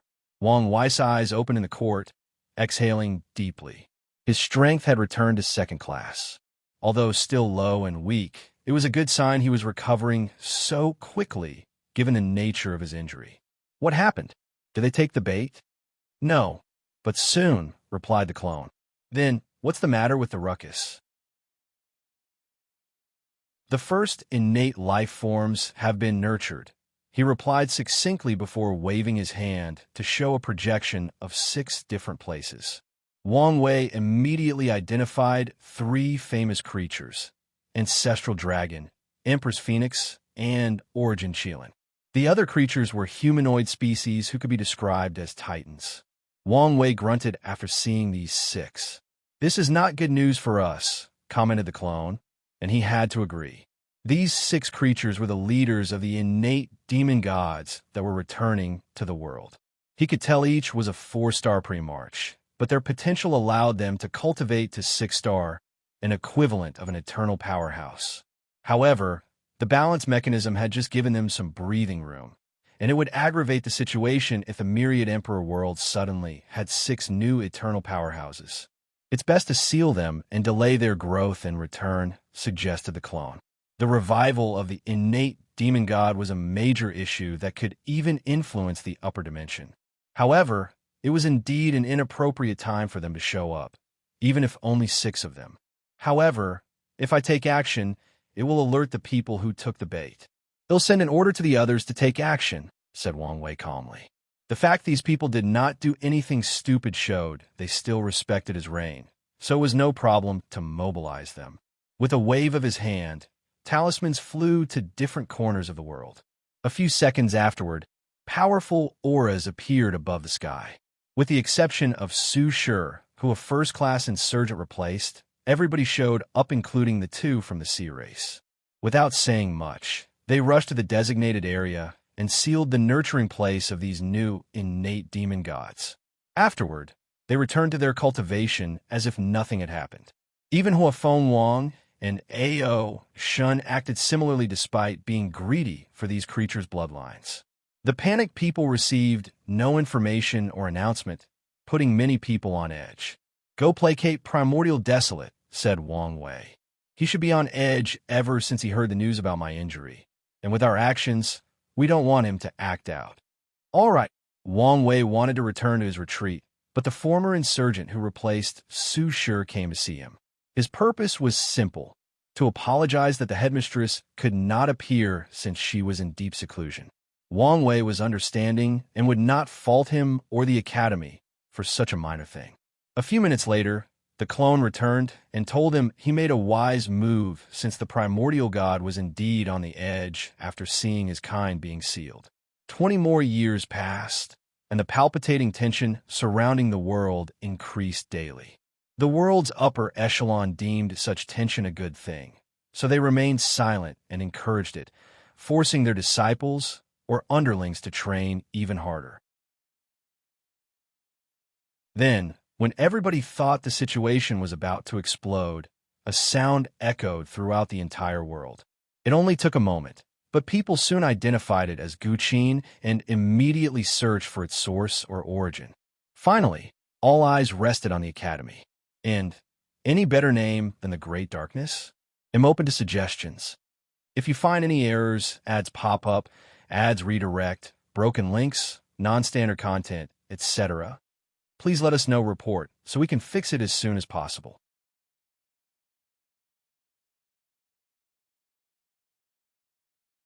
Chapter 1016, Ode to the World. I have dedicated this ode to our beautiful homeland. Please enjoy. Su Shi's angelic voice reverberated throughout the world, followed by the sound of the Guqin. The sound was slow and peaceful initially, but things immediately changed after she finished speaking. The music created a powerful illusion for anyone listening. As such, all sentient beings saw a story. No, they experienced the evolution of history. They saw the world in its early stages, full of darkness, chaos, and emptiness. After years of development and creation, the first life forms appeared. These beings were mighty and noble. Born immortal, they roamed the world without a care. Despite their mighty strength, they were a peaceful group who spent their time contemplating the laws of heaven and earth. Although their society was highly hierarchical, they got along well and rarely fought on a large scale. Everything was proceeding smoothly until a new race appeared, the human race. It was a weak and insignificant race with no powers and a short lifespan. But their appearance changed everything because such a tiny race was destined to be the protagonist of the world. After the birth of the human race, the music showed their struggle to survive the world back then. The citizens of the myriad emperor world saw how their ancestors first created flame, the first time they hunted in the wild or the sea, the first time they made clothes, the first time someone farmed, the first time they discovered the properties of herbs, the first time words were created and recorded. Susur's music showed them a tale of man against nature, and the protagonist was their ancestor. Anyone listening could feel the terrible environment of ancient times. They could feel the human race's ignorance, but desire for knowledge and innovation. They saw how much their ancestors sacrificed to establish a human society and civilization. And having to experience all these things through a song was a sublimating experience to the soul. But things were not over. On the contrary, it was just the beginning. The song changed tempo and displayed the brutality of the ancient. The overlords at that time would not allow humans to rise. They immediately began a massacre with the sole purpose of eradicating the human race from the world. The human race only survived because a few of these creatures became sadistic after experiencing their first act of slaughter. So, they chose to secretly enslave large groups of humans for their own cruel amusement. Of course, a few kind individuals among them also saved people because they disagreed with such cruel actions. That period was a dark time for the human race. However, they survived and never gave up hope. The innate demon god's action did not break their spirit, but awakened a collective consciousness among them. They now all had one goal: to break the shackles of slavery and rise to the top of this world.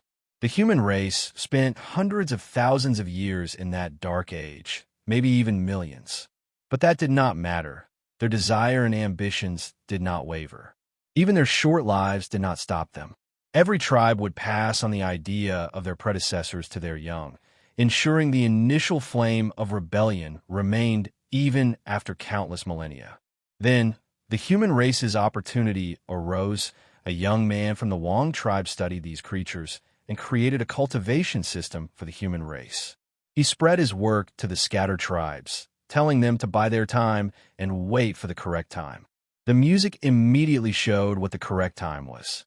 On top of the mountain, a young man waited as something descended from the sky. Before him, a heaven will.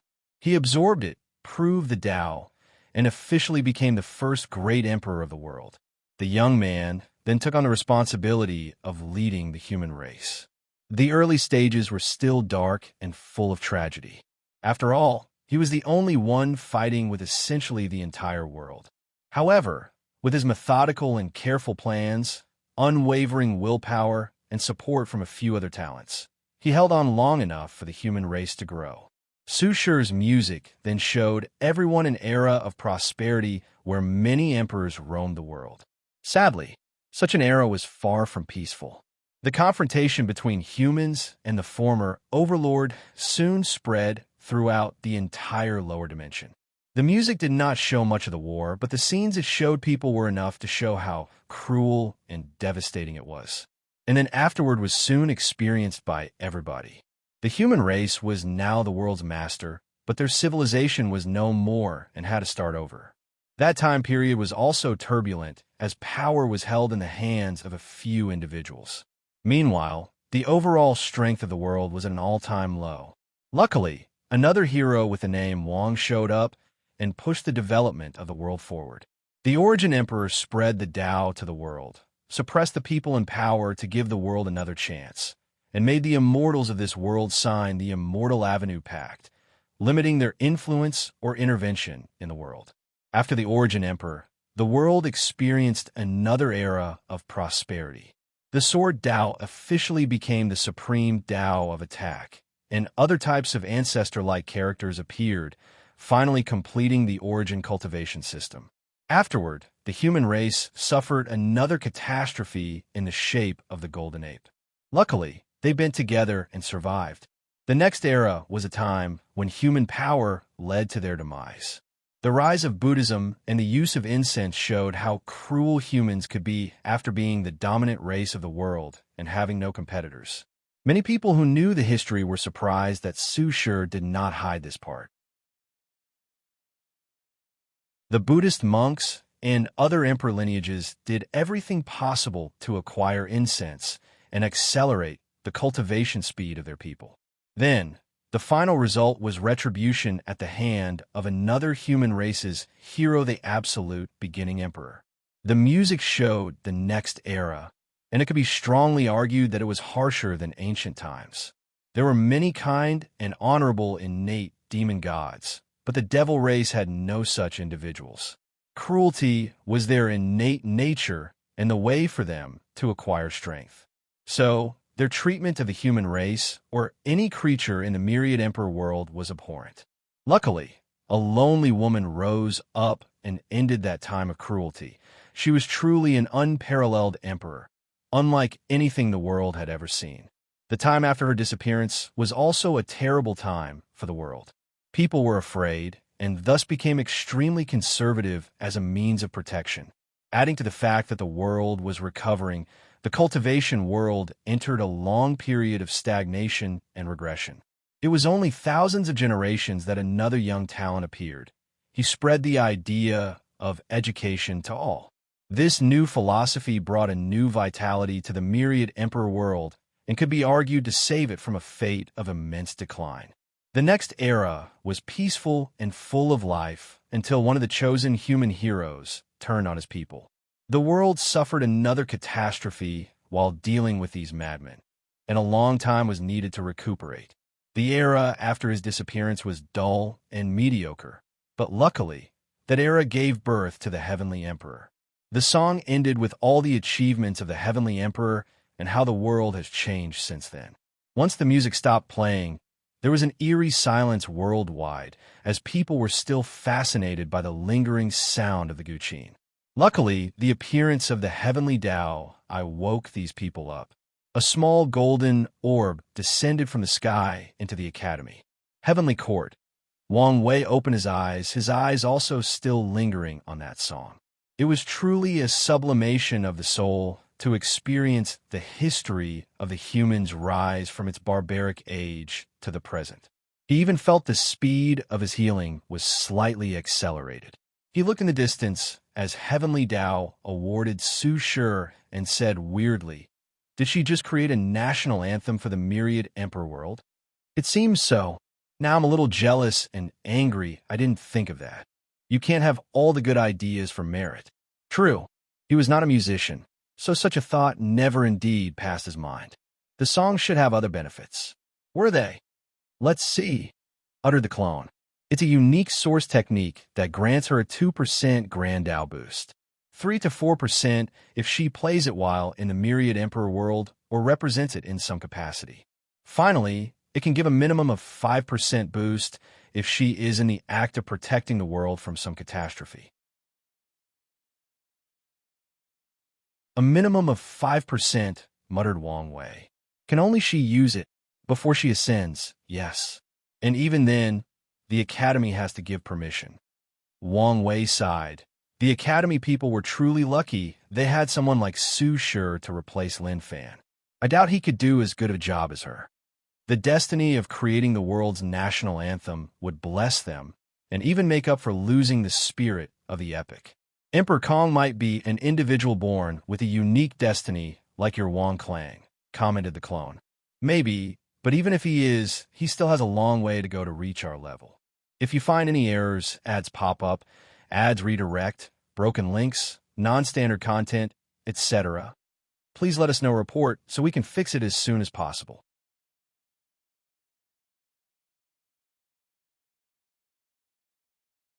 Chapter 1017 Caught Fish after receiving her award. Su Shi played the song a second time, but this time, the Guqin was accompanied by her beautiful voice. People immediately knew the song had accompanying words, so they listened. Visions flashed above the sky as her voice echoed throughout heaven and earth. Just like the Guqin piece, the song's words perfectly encapsulated the history and zeitgeist of the myriad emperor world. Once Su Shi finished, she received more merit, but the Eye of Heavenly Tao was long gone and did not reappear. Western Continent. Feng Heng opened his eyes after experiencing the journey that was this song and its vocals. He looked at the Central Continent, focusing on the Academy. A song dedicated to the world? No, it is a song that can perfectly represent its history and people. Donor Su Shi is truly a talented empress, he muttered before a glint flashed in his eyes. Since the world can have its representative song, can it also have a scripture of the same kind? As soon as this idea came to mind, he could not remove it. So, he sent his congratulations to Su Shi before entering a seclusion. He wanted to see if he could write a scripture that could embody the essence of the myriad emperor world. Feng Heng was not the only person with such an idea. After people realized Su Shi's achievement, people immediately thought about imitating or replicating her success. The top Taoist factions had the same idea as Feng Heng, wishing to write a scripture that perfectly represented the world. Some people wished to create a painting or piece of calligraphy with the same effect. Such development was not something only cultivators did, but even mortals participated. Over the years, arts and crafts have entered a golden age, birthing many talented mortals. These talents knew the song's appearance was an opportunity and one they had a chance to partake in. In the northern continent, Ao Shun saw the benefits of that song. He knew it was an excellent method to condense the overall cohesion of humanity and the world. So, he wanted his own demon song for the demon race. Sadly, things like art and craft were not things their kind was particularly skilled at. So he needed some help and time to prepare. After the song, the enlightening temple became even more critical as arts and crafts received another boost in their development. Heavenly Court. Wang Wei calmly watched the change of the world. It should be about time, he muttered. Yes. He used his authority in the dream world to record Su Shi's song before continuing his retreat. 5 years later, he was forcefully awakened as his clone told him there were intruders. What's the situation? 9 intruders, replied the clone. 1 eternal, 2 pseudo-eternal, and 3 first class and 2 immortal sovereign. Basically 5 eternal powerhouses.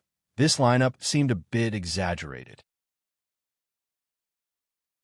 He expected the leaked news to bring people, but not so many powerhouses.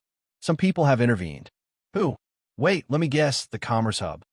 That's right, nodded the clone. They've learned of the Heavenly Court and your curse on the position. They're using these pawns to test you. Wang Wei smiled. After news about the court leaked to the Commerce Hub from the Star Beast world, he expected some of these people to move and has been waiting for them. With these people, I have a justification for directly attacking the Commerce Hub. Although he did not need a reason, it would help in the transition period. After all, he understood that order and credibility are 2 of the most important things for people doing business. What do you want me to do? Seal or immediately kill them? No, fight with them and delay for a while. I want to see how some of these eternal powerhouses will react and whether we can draw more behind-the-scenes individuals. As you wish. After the clone disappeared, someone else appeared next to Wang Wei, Wang Ju. He had to prepare in case someone saw through his clone and attacked his main body. Are you sure my injury did not affect your strength? No, everything was fine. Interesting. He realized the version of the Lord Shadow technique that his ancestor gave him was a high-level source technique after seeing Wang's situation. He wanted to learn something from it, but ended up with nothing. However, he also realized that higher cultivators do have some understanding of existence, even without walking the eternal path. Otherwise, This technique should not have prevented Wang Zhu from being affected whatsoever by his injury. Wang Wei focused on the screen before him, watching everything unfold from a distance. Today was a regular day for the citizens of the Myriad Emperor world, or it should have been. People thought they could continue their usual routine, a sign of the peaceful time they lived in. However, something happened that soon reminded them of the world's cruelty. 9 powerful auras manifested out of nowhere above the sky, and they did not waste time in greetings and immediately attacked the world, most likely trying to deal a devastating attack on the people and the world as a weakening tactic. Panic ensued before a shield blocked all these 9 attacks. Then, the sound of people praising and praying to the Heavenly Emperor resonated worldwide. Then, out of nowhere, the people began to sing the world's song harmoniously, forming a weird aura around the Myriad Emperor world. The 9 individuals who orchestrated these terrorist attacks began to communicate after their first attack failed. "Did anyone sense the presence of a target?" asked a man in the front, who appeared to be the leader. "No, I didn't sense anything." The others agreed, and one person added, "This shield should be the natural defense of the world he left before his injury. So, do we continue the mission?" Everyone looked at the leader, the only true Eternal in the group, and he was not an ordinary one at that. "I still think we are being too careful," commented one of the pseudo-Eternals. "There is no way someone can be so powerful." He believes the curse resulted from some artifact or unknown power that slipped from the upper dimension. "You can let pride and arrogance cloud your judgment, but I won't make such a mistake," responded the leader. "The plan will continue as normal. Remember, there is still a high chance that the other eternal powerhouses will intervene to protect their home." "What's with that song they're chanting?" "Don't know, but it's probably a precursor to a source technique." They could see the song was gathering a unique power that resembled the power of heaven and earth, but on a much larger scale. "We need to hurry up to prevent more variables." Their conversation was fast and brief, and the leader sent his orders. However, before they could act, a projection of empty, vast space manifested before him. "Avoid battlefield?" His face changed because the information he received was wrong. According to the people organizing this attack, the Tao opening sect has been searching for the material to create a void battlefield. However, due to their manipulations, they have not acquired the truly important parts. In other words, they should not have one. The leader wanted to react, but he was forcefully swallowed by the battlefield, where the clone waited for him. After seeing Wang Wei, he remained calm. Many preparations were made for this battlefield, and after countless analyses, it was determined that the first Heavenly Emperor was baiting people to attack him. They still chose to attack because it was determined he was indeed injured and weakened. As such, the leader expected he might encounter the Heavenly Emperor, but he was satisfied as long as it was an injured or weakened version. "What an interesting group," commented Wang Wei's clone with some surprise. "A very powerful anti-divination artifact even blessed you." He knew the Commerce Hub had a deep foundation, but did not expect such a level. The artifact almost worked on the clone's limited powers. However, after a brief analysis, it's understandable why the hub would have such an artifact. They hold records of exchanges with thousands of worlds. Such information is extremely valuable in the right hand, so they need a way to protect their information from leaking into the hands of diviners. "So, you're the first Heavenly Emperor," said the leader. "You can call me the Fist Saint Emperor." "First Heavenly Emperor? Is this what the Endless Void refers to me as?" I must admit, I like the title, but you guys could be a little more creative. I suggest Superior Heavenly Emperor or Supreme Heavenly Emperor. "It seems your reputation precedes you," commented the Fist Saint Emperor. "Reputation? Now, am interested in how the rest of the world sees me." Carefree, easygoing, unparalleled talent and wisdom, and more importantly, a grand arrogance hidden under a facade of a smile. "Interesting," uttered Wang Wei. "You guys should have overturned everything I did during Gu Xian's trial to get this conclusion. What I did to the Spirit Genesis sect should also have leaked." "Yes, so you're very famous in certain circles." "Is that so?" Although I tell myself I don't like fame or fortune, I also know deep down this was a lie. So, I'm happy people know me, said Wang Wei with a smile. But soon, it faded. He was changing his face as easily as switching one mask for another. Enough with the chit-chat, he said with a somber voice. You little rats have dispersed my peace, and I do not appreciate that. So, don't take offense to what is about to happen. If you find any errors, ads pop up, ads redirect, broken links, non-standard content, etc., please let us know report so we can fix it as soon as possible.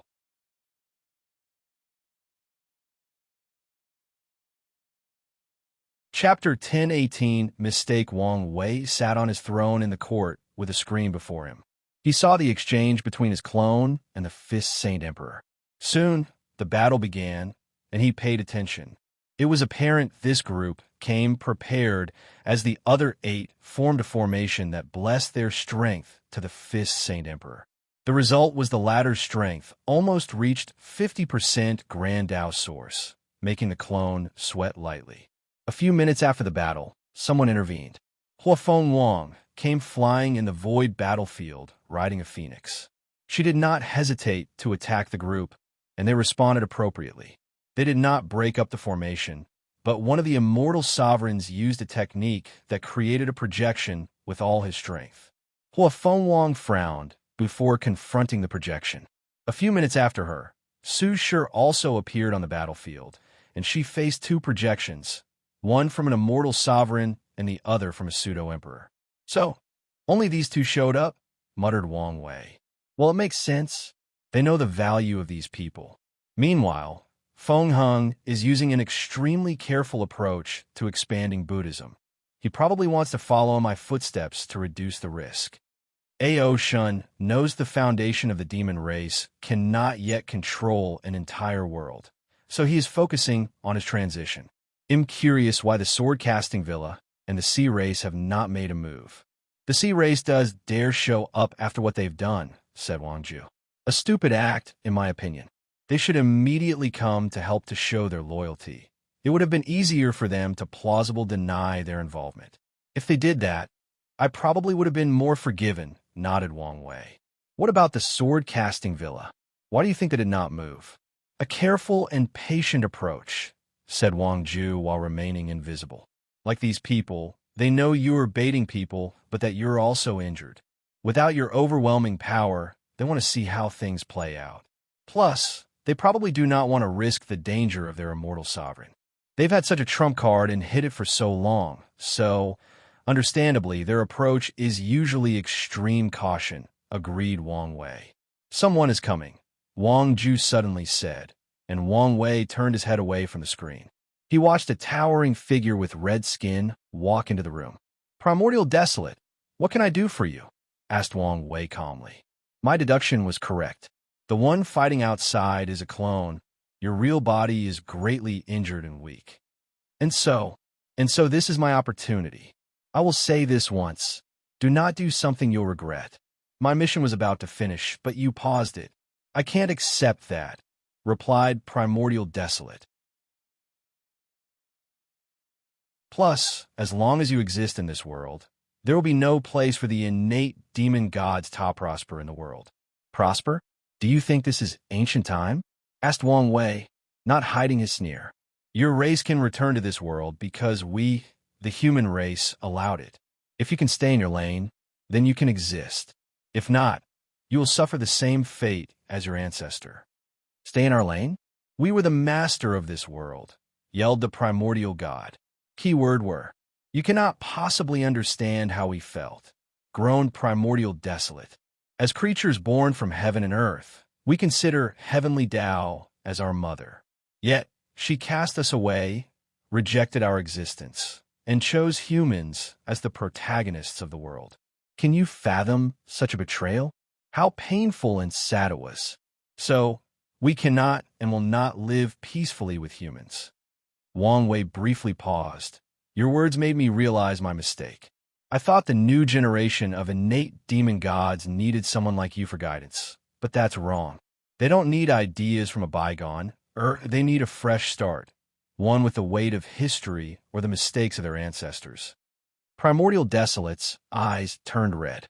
It would be very easy to influence the new era of innate life forms without knowledge from their ancestors.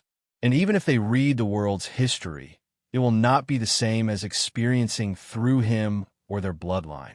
You've proven that I made the right decision today, roared Primordial Desolate before rushing forward. However, he did not move a few meters before countless shadows and tentacles rose from the ground, capturing and sealing him into a black, spherical jewel the size of an eyeball. Wang Wei looked at Wang Ju, who was holding the seal, and shook his head. Even if Wang Ju was not here, the court was his domain. It was not an easy thing to kill him in this place with all the formations. "What do you want to do with him?" she asked. "You're in charge of searching his soul. His knowledge about ancient times should be valuable. After that, sends his body to Elder Dan to make pills. He should make my body refining make great progress." "As you wish." Wang Wei nodded before focusing on the battle. "So, no one else has taken the bait?" "I sense some prying eyes, but it appears that no one will intervene." "That's a shame." Immediately after finishing these words, the battle changed. Su Shi began to sing, and her aura drastically increased. Then, with one swift motion, she destroyed both the projections fighting her before rushing to one of the pseudo-eternals in the formation. She sealed them before leaving the battlefield. Huafeng Wang was shocked, but acted swiftly. She took the opportunity, given that the array was in disarray, to deal with her projections and capture the second pseudo-eternal and leave. The clone shook his head before stopping the unwanted prying eyes. Finally, he used all his power to deal with the group. A few minutes later, he returned to the court with several sealed individuals. Muttered Wang Wei as he held the seals. "Where is the Fist Saint Emperor? He dissipated as I sealed him." Apparently, he was careful and used a well-created clone with all his powers. "Interesting. Did you get which heavenward world he originated from?" "Of course." "Good. I look forward to fighting him again personally." The Fist Saint Emperor reminded him of one of his favorite characters from his favorite anime, an old man with the moniker of Iron Fist. "Wang Ju, the next step is all you. Send Fate Shadow Guards to these people's world. Set up base, gather information, and remove obstacles. When we begin to expand to the endless void, their worlds will be perfect for the first trials." The expansion was very important to it, and one of its main components, the Enlightening Temple, had already been established. After expanding throughout this heavenward community, his mother should gather enough merit to prove the Tao. However, the lower dimension has 3,799 world communities remaining, and the merit for creating the temple in these places will all belong to Wang Wei. However, 99% of worlds do not like when foreigners intrude or have any form of influence on their plane. So, Wang Wei is expecting resistance. He is not prepared to use a pure militaristic approach to spread the Enlightening Temple, so he will use a more business model of sharing profit. He will use the worlds of these attackers as a template to show others the benefit of allowing him to spread the temple. He's willing to share some benefits with the people who choose to accept a more peaceful cooperation. Of course, he's also prepared to wage interplanar war if necessary. I will get to it immediately. Wang Ju immediately disappeared into the shadow. It was like she was never here in the first place. "What happened here?" asked the clone, who sensed something. "I was just correcting a little mistake I made," he replied indifferently. "Don't worry about it. Let's begin with the cleanup." "All right." The clone disappeared, and soon afterward, the world trembled slightly, focusing primarily on the sea. The people who knew or guessed what was happening secretly sighed. Not even 10 minutes passed before things returned to normal. Wang Wei looked at the two people before him. His eyes were cold as he sat on the throne. "How many chances did I give you?" "Most would say I was too lenient." "Your Majesty dash, you don't have to say any nonsense. None of you will walk out of this room. I'm granting you this audience to see if you can convince me to spare your respective race." "Your Majesty." Wang Wei heard them talk, but it was all noise to him. He has been very patient with the sea race, but for some reason, these people seem determined to walk toward the path of destruction. Okay, it seems there is nothing you can say to save your race. Do it. If you find any errors, ads pop up, ads redirect, broken links, non-standard content, etc., please let us know. Report so we can fix it as soon as possible.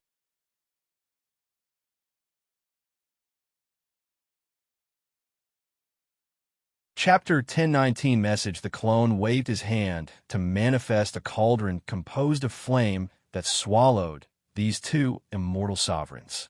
He was not burning or torturing them. Instead, he used the good fortune flame to refine them into resources. He purified their soul and immortal chi into its purest form, thus leaving enough pure energy for the Tao opening sect to cultivate one immortal sovereign. Two white and blue orbs floated in the cauldron a few minutes later. The white orb contained pure soul energy, and the second orb contained pure immortal chi. Still not completely finished, commented the clone. The second can finish the rest. Remind them to leave this thing as a foundation instead of using it.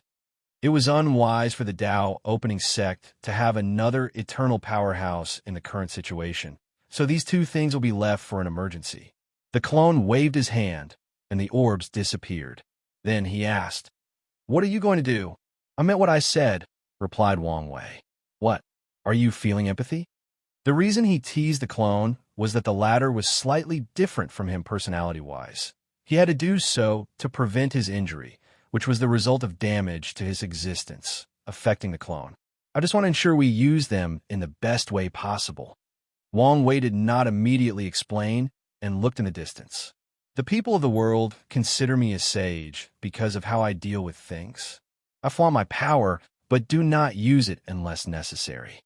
However, I need to show them I can be a tyrant, that I can be cruel. So, the sea is a message, a warning." All right. The clone snapped his finger, and the entire world changed. All the members of the Panlong and Sea Lion race disappeared one by one, sending a chill shiver down the members of the Sea race who watched the event.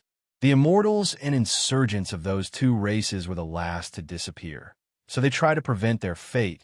They activated their race's formations and artifacts, but it was useless.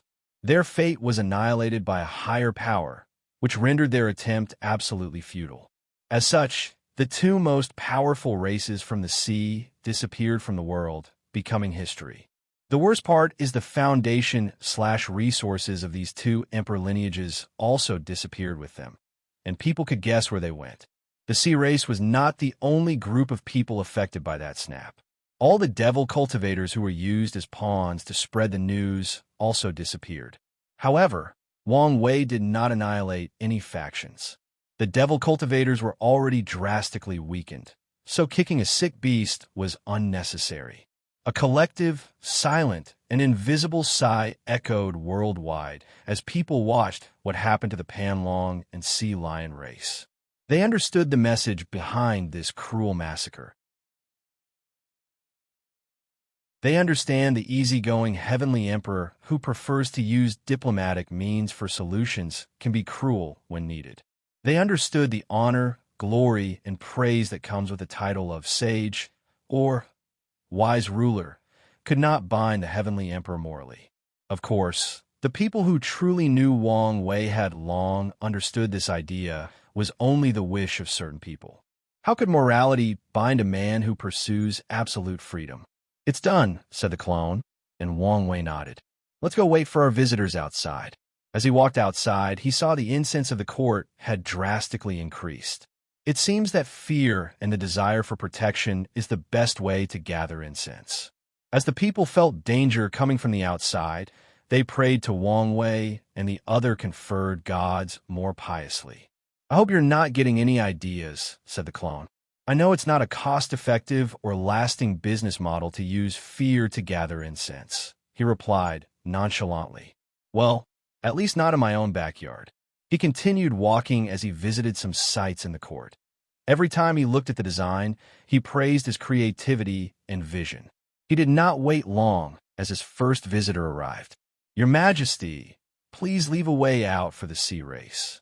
Wang Wei slowly turned around to see a man kneeling on the ground, face deep on the floor. He was from the Tongue Shi clan.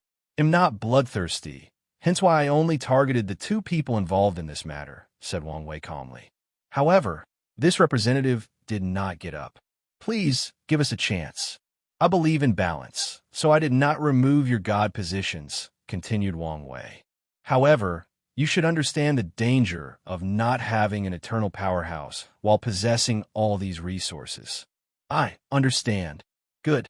In that case, you may leave, replied Wang Wei before continuing his affairs.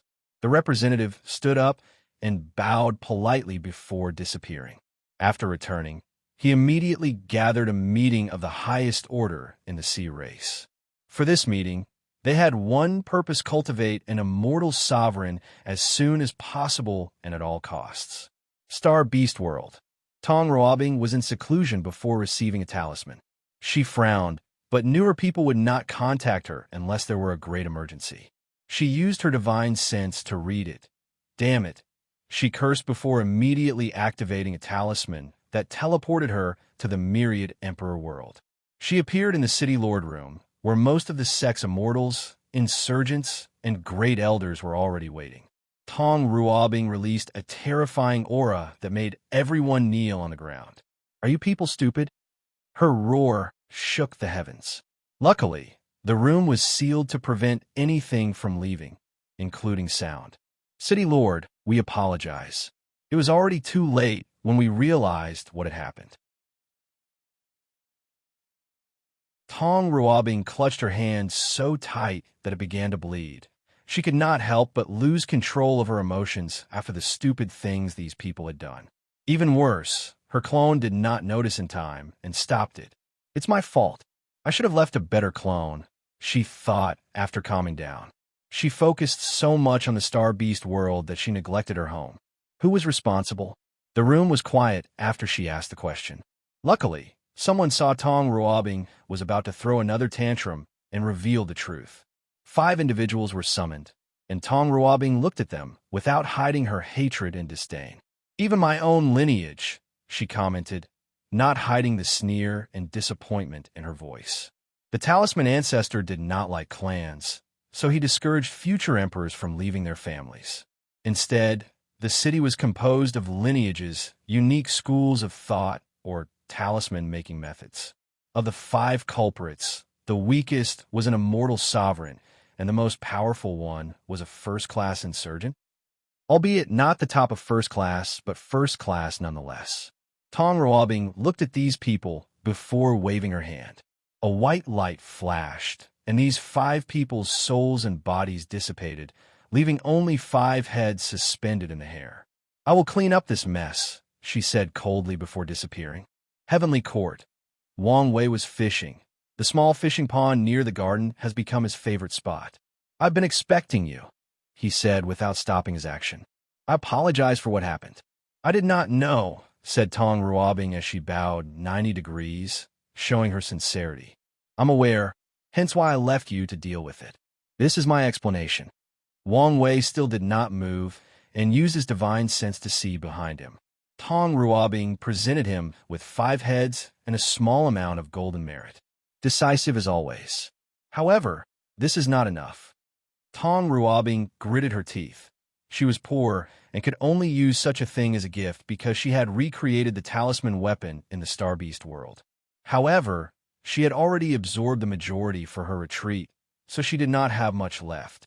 Additionally, she had already loaned the city's greatest treasure to Wang Wei. As for other resources she could use, they were not nearly as valuable. She wanted to craft a potent Emperor artifact. As such, she has already used many of the city's reserve Emperor-tier ores and even disassembled foreign Emperor artifacts for their materials. She was not stupid enough to use resources from the Star Monarch Mountain. She had an unspoken agreement with Mu Lei that their resources were separate in certain aspects. Tong Ruobing's mind flashed numerous ideas, thinking about how to deal with this situation. Finally, she thought of something. I will owe you a favor. In this world, nothing is more worthless and valuable than a promise. So she will use it. Wang Wei finally paused and turned around to look at her. Do you know what it means to owe me a favor? I do, and I still chose this way. Tong Ruobing knew it was one thing to get Wang Wei's forgiveness for the stupid actions of her people, but more importantly, she needed to re-establish the trust they previously formed after a turbulent relationship. Good, nodded Wang Wei. I know what I want for my favor. If you find any errors, ads pop up, ads redirect, broken links, non-standard content, etc., please let us know report so we can fix it as soon as possible.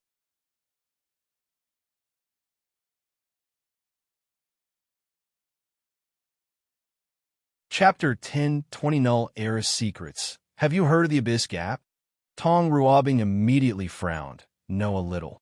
It's one of the few forbidden lands of the Endless Void. She has read some of the Star Monarch Mountain records and saw the Abyss Gap information. However, no records revealed what secrets lay in that place. I need you to enter and get me some useful information, said Wang Wei, who waved his hand to send her a jade talisman. This talisman will grant you my pinnacle strength.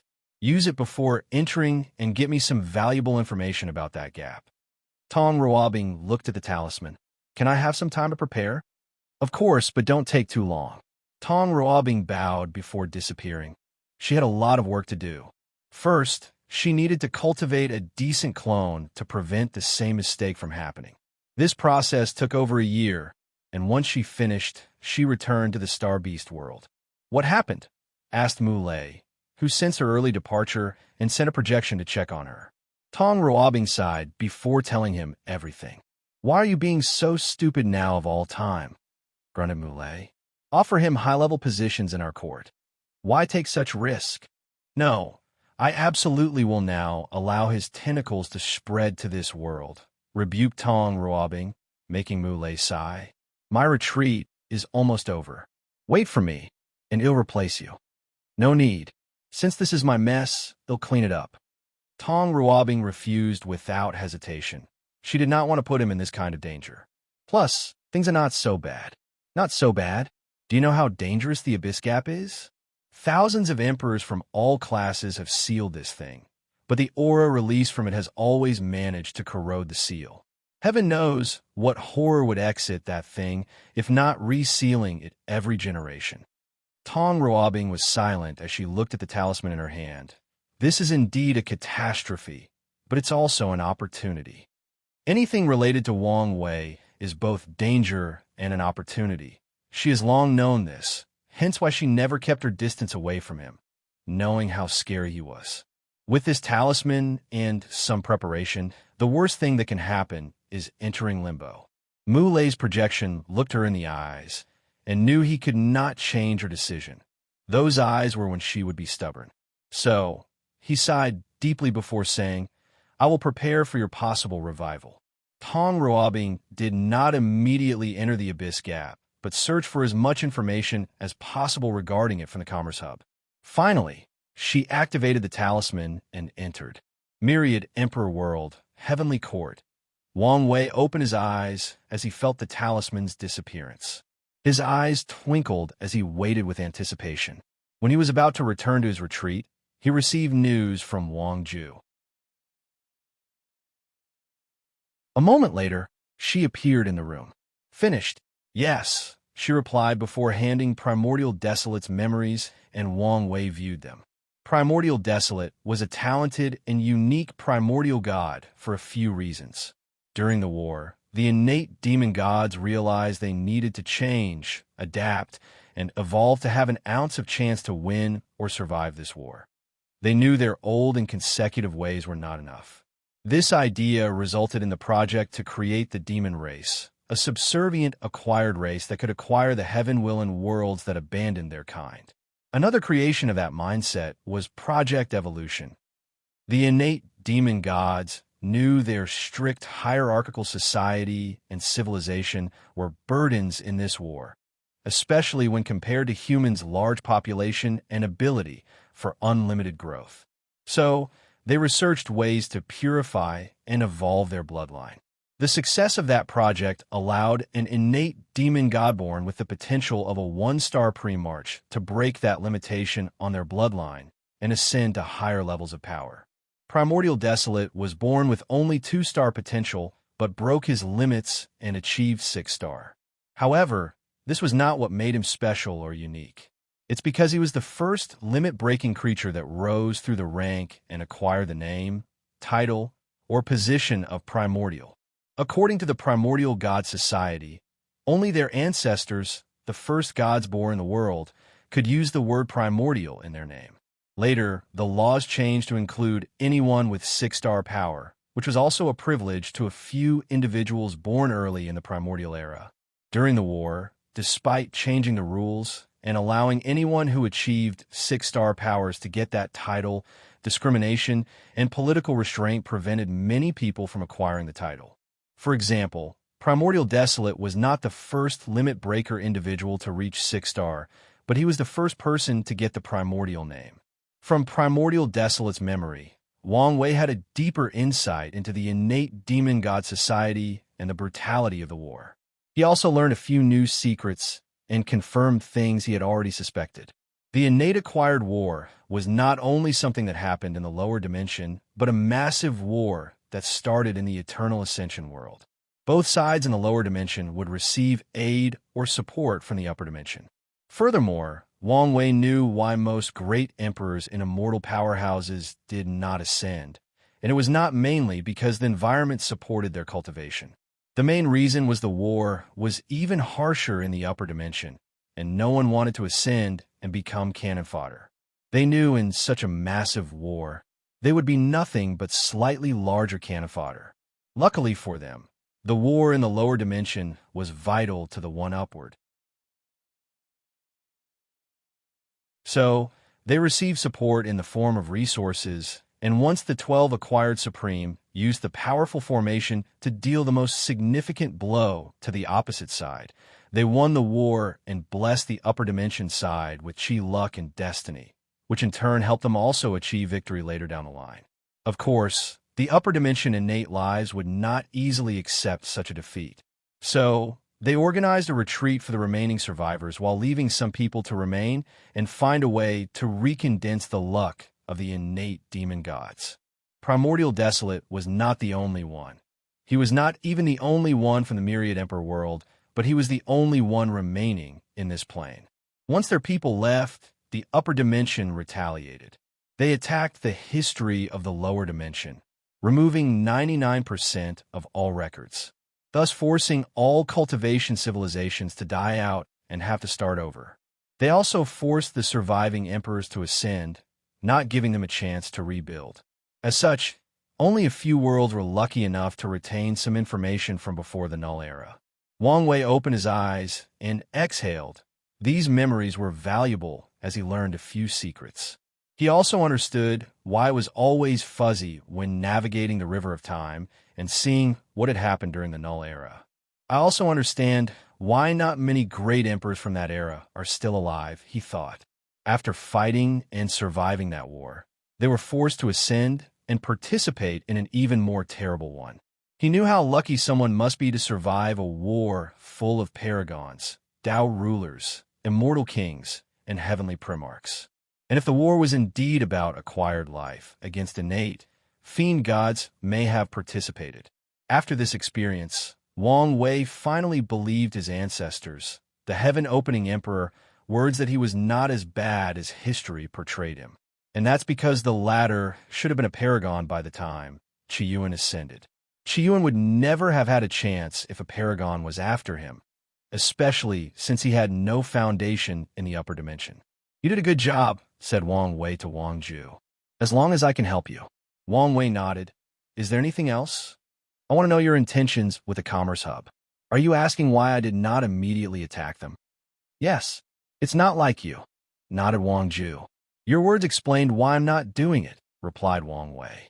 "People know I don't like to face any loss, so it's obvious what my next step should be after the previous attack retaliate against it." Wang Wei smiled after he said these words. As a master of fate, he understood its manifestation is often very simple. A person's fate is the combination of their behavior patterns developed during their life. If someone knows someone well enough, they can predict the latter's fate by knowing how they will act or make decisions.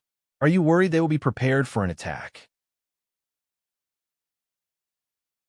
Even if they were prepared, it would not make a difference, explained Wang Wei. My concern is they make it difficult for me to control the commerce. The hub was a business, and using brute force to control was useless. Plus, Wang Wei was greedy and needed it perfectly intact when he controlled it. So, we're going to let them scot-free. If you find any errors, ads pop up, ads redirect, broken links, non-standard content, etc., please let us know report so we can fix it as soon as possible.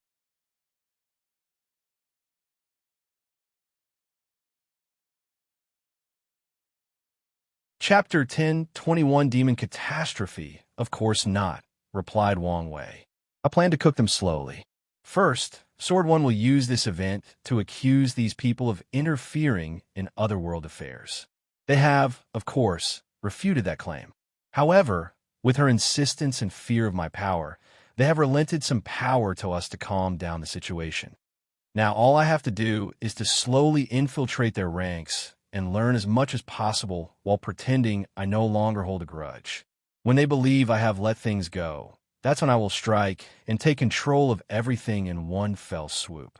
I understand, nodded Wang Ju, who knew what to do next. She only needs to provide people to Sword One and aid her in infiltration. That's good. How is the Fate Shadow Guard developing? Very well. I have used your soul network ability to recruit members from all over the lower dimension, reported Wang Ju.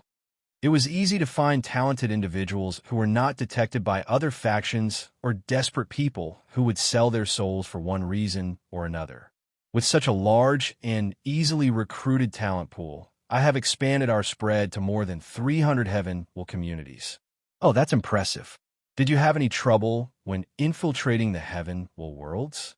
We had a few encounters with worlds with keen eternal powerhouses, but our approach has always been to be quiet and steady.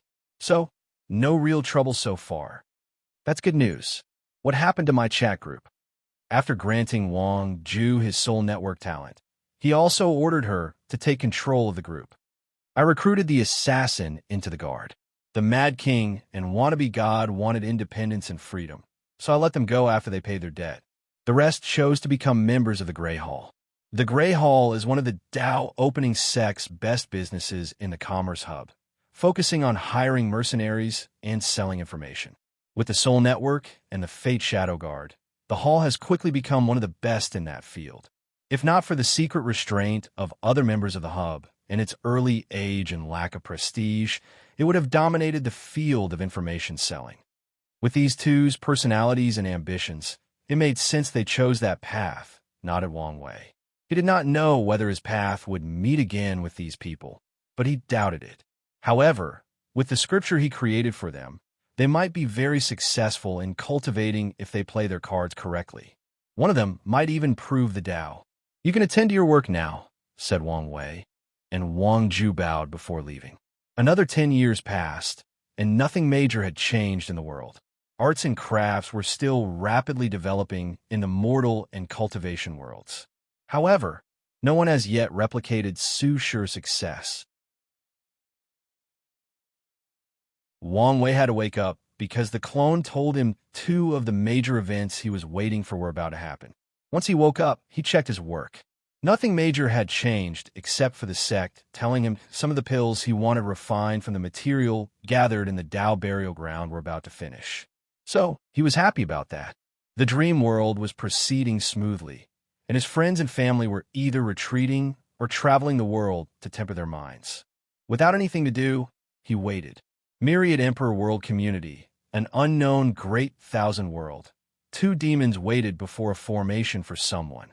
One was in his human shape, but with red eyes, while the other one was an enormous spider. They seemed nervous and excited as they waited. Can't you use your human form? Complained Crazy Eye. No, replied the spider. The chief said we should love and embrace our demon forms. He said although it's easier to cultivate in the human form, we should get comfortable in our own body. I'm just following his words. Crazy Eye grunted and wished to say the chief barely stayed in his demon form. However, he dared not say such a thing. The 2 soon became quiet and waited for more than half an hour before the formation flashed, and a woman in all black, including black rouge on her lips, walked out. Their hearts skipped a beat as they saw who came. The legendary black-winged eagle, known for her harsh and cruel punishment. The spider immediately turned into his human form to prevent offending her. You two are the ones who claim to have found a supreme bloodline. Yes, Sir Black Eagle, said Crazy Eye after seeing his companion's cowardice and lack of desire to talk. You should understand the consequences of lying about such a thing. Her words were plain and straightforward, without any hint of intimidation. However, they immediately felt chills running down their spine. We do. Good. Show me the good. The two swiftly led her to the nearby compound to a room that contained a young man tied and gagged. Why is he in such a bad state? Asked Black Eagle as she took out an artifact shaped like a lamp. The two looked at each other before Crazy Eye spoke again. He kept screaming, "Do you know who I am? And you will regret this," so we had to beat him up a little to quiet him down. His identity? Deep. Her eyes bulged as the lamp glowed with intense purple gold. She had never seen such a powerful and potent bloodline in all her life. For a moment, she was fascinated and wished to take it for herself. Luckily, she had great willpower and unwavering loyalty and quickly woke up. Without hesitation, she waved her hand to place the young man inside a secure dimension before turning around and looking at these two. You did a great job, and the chief will reward you. For a moment, Black Eagle wanted to kill these two to silence them. However, thinking about how the chief has been advocating for change and not using crude and cruel ways to deal with things, she chose otherwise. Crazy Eye and the spider secretly sighed in relief. Before reporting this news, they also feared the possibility of silence. Luckily, the chief's attempt at changing their kind was successful. They knew from now on that their lives would be different once they received their rewards. Black Eagle did not want to waste time, so she used the formation to return to the myriad Emperor world swiftly. She breathed in relief after seeing she was back home. Her first instinct was to run to the chief and report her finding, but she decided otherwise. She decided to report things usually and act as usual. Their task force is very secret since it could offend or alert unwanted individuals. Because of their secretive nature, they must act in specific ways to prevent their identity from leaking. Black Eagle knew rushing to the chief would signal to the people watching that something significant had happened in the north. Ao Shun's residence. He suddenly opened his eyes. What's going on? Why do I feel such palpitation? A sense of dread seemed to loom over him. He frowned before walking out of the room. He looked at the sky, and his furrowed brow became deeper.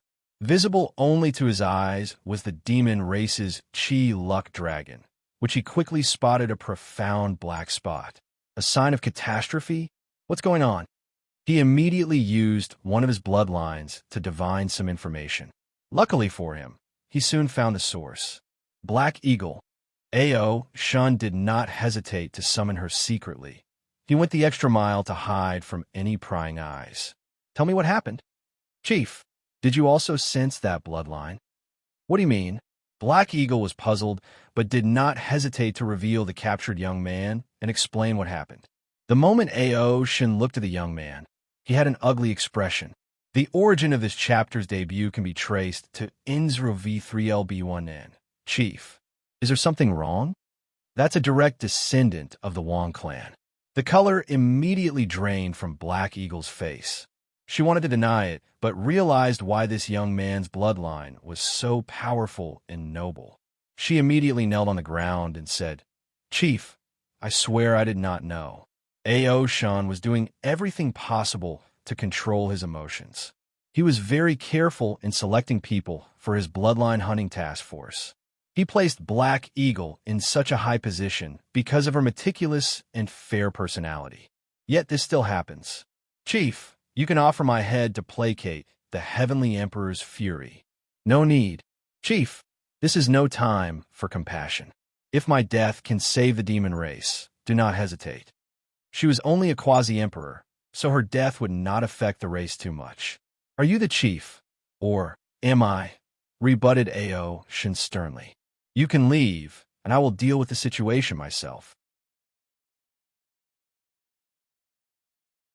Your punishment will come once this ordeal is dealt with. He dismissed her before spending the next minutes thinking alone. After analyzing the situation, he immediately left for the court to see the Heavenly Emperor. If you find any errors, ads pop up, ads redirect, broken links, non-standard content, etc., please let us know report so we can fix it as soon as possible.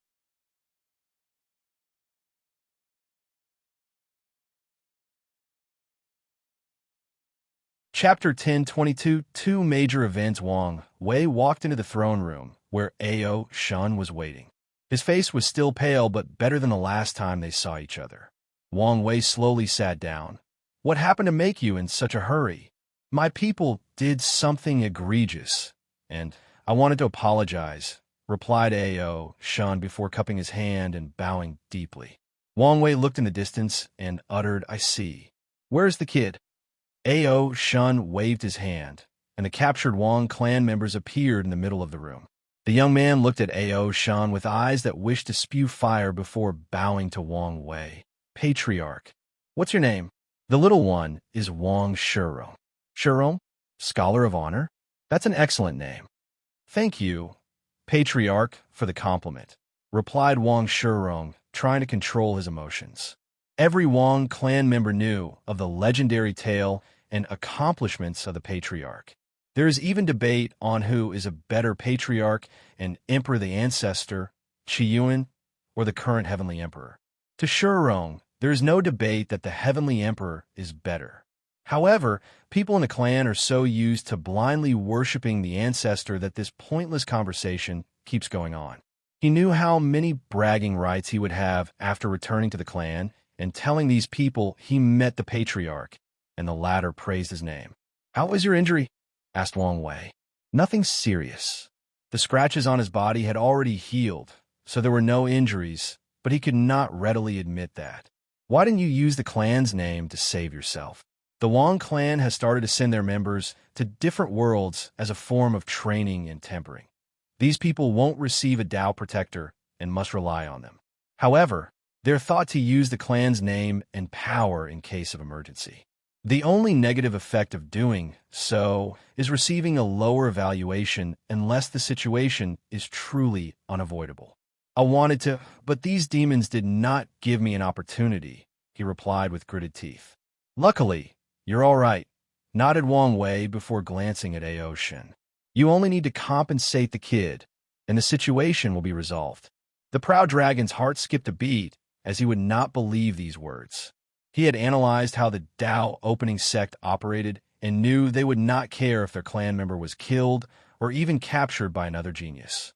However, they would not accept an older and more powerful cultivation capturing their own, especially for their clan's bloodline. Given how potent and supreme their bloodline has become, such an act is probably taboo to them. The Heavenly Emperor might not care about such a small event. But what about after he leaves? What if the Wang clan hold a grudge? What if they use this event in the future to attack or intervene in the affairs of the demon race? With all these things to consider, Ao Shun knew he could not solve this issue without the utmost satisfaction level for all parties. A space ring appeared in his palm, and he handed it to the kid. This space ring contained many rare resources to develop the bloodline. Consider compensation for what my people did. Wang Shurong did not immediately take the ring despite his excitement. He instead looked at Wang Wei and only took it after the latter nodded. He then bowed politely before leaving the throne room. He was smart enough to know when to exit and not participate in these grown-up affairs. Wang Wei watched this young, human fiend gods departing back and secretly praised how smart this kid was. Your Majesty, this is to thank you for making resolving this problem so swift and easy, continued Ao Shun as he held a scroll in his hands. It flew to Wang Wei on the throne, and he read the title, Merit Transition Method. I accept your kindness, nodded Wang Wei. Ao Shun bowed before leaving the room and teleported back to the north. He headed directly to his cultivation room and immediately activated the formation. Boom, boom, boom. He punched the walls repeatedly while his dragon roar echoed and bounded between the halls. He was not stupid and had figured it out. Most of the top emperor lineages had contacted him about the merit transition method, except for the Tao opening sect. So what did that mean? They already knew this event would happen or even orchestrated it. The feeling of losing control of his fate and being manipulated by a puppet was more terrible than eating shit. A few minutes later, he finally calmed down. He had long known he needed strength to be able to control his fate, and this event only accentuated this fact to him. He walked out of the room as if nothing had happened and looked at the demon race's Chi Luck Dragon. The spot was no longer there, and Ao Shun exhaled. This is not over, thought Ao Shun. He needed to take action and hide certain to prevent his bloodline hunting force from being discovered. He knew his visit to the court would raise eyebrows, and these people would begin to snoop to find out what had happened. He must ensure that the truth they will discover is that one of his people accidentally discovered a potent bloodline and wanted to dedicate it to him instead of the fact he had created a hunting team for that sole purpose. Lastly, he must also punish these 3 people for their dereliction of duty. Although he won't kill them for such a mistake, they won't live without punishment and demotion. Heavenly Court. Wang Wei was reading this technique, gaining deeper insight into the mechanism of heaven and earth. It would be more interesting if insurgents could transition to the Emperor path based on their strength, he thought.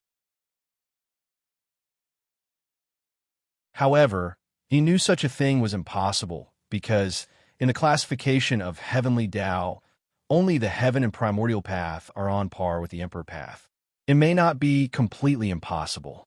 Maybe in some other chaos worlds, the laws of the world allow for such a transition, continued Wang Wei. The chaos universe was vast, and few things were absolutely impossible. How long do I have to wait? Don't know exactly. Even you can't divine it. I only know it's around this time, and there is a chance for failure. I see. In that case, let's take a small break. I have stayed in this place for too long. He changed his appearance before going on a small food tour around the world while taking in the changes in the world. This lasted for a month, and 3 days after he returned to the court, while he was sculpting Wu Hong's beautiful face with clay, the space in the distance twisted, and someone fell out. He instinctively appeared and caught the body. Tong Ruobing, she had passed out, her body full of injuries, and a weird black aura was intertwined with her. Be careful. That aura is very corruptive, warned the clone as he appeared. With a wave of his hand, he encased the body in a white protective shield that resembled a bubble. Her existence has been injured, just like me, commented Wang Wei as he noticed the difference. Indeed, nodded the clone as he proceeded to heal her. He first sealed the dark aura before removing it. He felt an intense resistance and had no choice but to activate his full power before succeeding. Here, he handed the sealed aura to the main body before healing her. A few minutes later, Tong Rubing's pale face opened her eyes. Where am I? She took a moment to notice her surroundings. So, I successfully escaped? Indeed, nodded Wang Wei. So, what happened? Tong Ruobing opened her mouth before closing it. Her brow furrowed deeply. What is it? My memory. It's fuzzy. You didn't see anything? No, I know I saw something. But it's like someone has altered my perception of the events. A look of horror flashed in her eyes. Who could do such a thing to an eternal emperor of her caliber? Wang Wei was deep in thought. Such information was actually useful. What exactly do you remember? Don't leave anything behind. Tong Rubing's mind was still fuzzy, so she took a moment to organize her thoughts. I first gathered information about the Abyss Gap from the Commerce Hub. Most of the information was basically useless, focusing on the great emperors who died, trying to explore it. One piece was useful, though. A few individuals corroded by the same aura from the gap have been found in a few heavenly worlds. Wang Wei squinted his eyes because he had a similar encounter with a small sect on the eastern continent. After that, continued Tong Ruobing, I headed to my destination and immediately used your talisman. She paused before giving him a look. Had she not experienced the dream world and his true power, she would have been enamored with that talisman. Don't look at me like that. I cannot give you the power I had in the dream world because it was temporary, not my own, admitted Wang Wei frankly. I understand, said Tong Ruobing softly before continuing. It took me a while to bypass the seals without affecting them.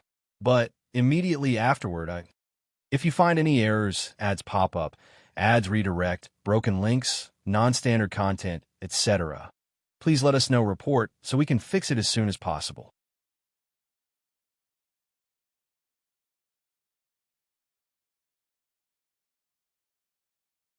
Chapter 1023 Trophy. I heard the sound of chanting. No, maybe it was praying, continued Tong Ruobing, her brows still furrowed. I fought with someone or a group of people. They were powerful, but still not a match for me. She paused as she tried to scan her fuzzy memory, relying more on her feelings and intuition to piece together what had happened. After defeating them, I believed I tried to capture them, but didn't know whether I succeeded. Afterward, I think I saw a formation, a very powerful one. When I was trying to investigate, I met someone or something. The sensation of meeting was unpleasant. I don't know how to describe it. Like you were losing your mind, even going insane. Exactly, nodded Tong Ruobing. It was like I was staring at something I should not have, like I was staring at a taboo. She looked him directly in the eyes. Do you know what's going on? Some inkling, nodded Wang Wei, but did not say any more. What else? That thing attacked me, continued Tong Ruobing after realizing she would not get any more information. I was powerless to resist and had to run away. But despite my best effort, I ended up in this shape. Tong Ruobing sighed. Her existence was injured, and her situation was even worse than Wang Wei, as her powers had fallen below the Emperor realm. Her current strength was barely enough to fight a Dao ancestor. The fact you survived in such a terrible shape indicates the threat of the Abyss Gap is Empyrean tier, analyzed Wang Wei, who finally had proof there were other threats to him in the lower dimension besides Old Man Nether. It has not reached the Paragon tier, otherwise you wouldn't have a chance to leave.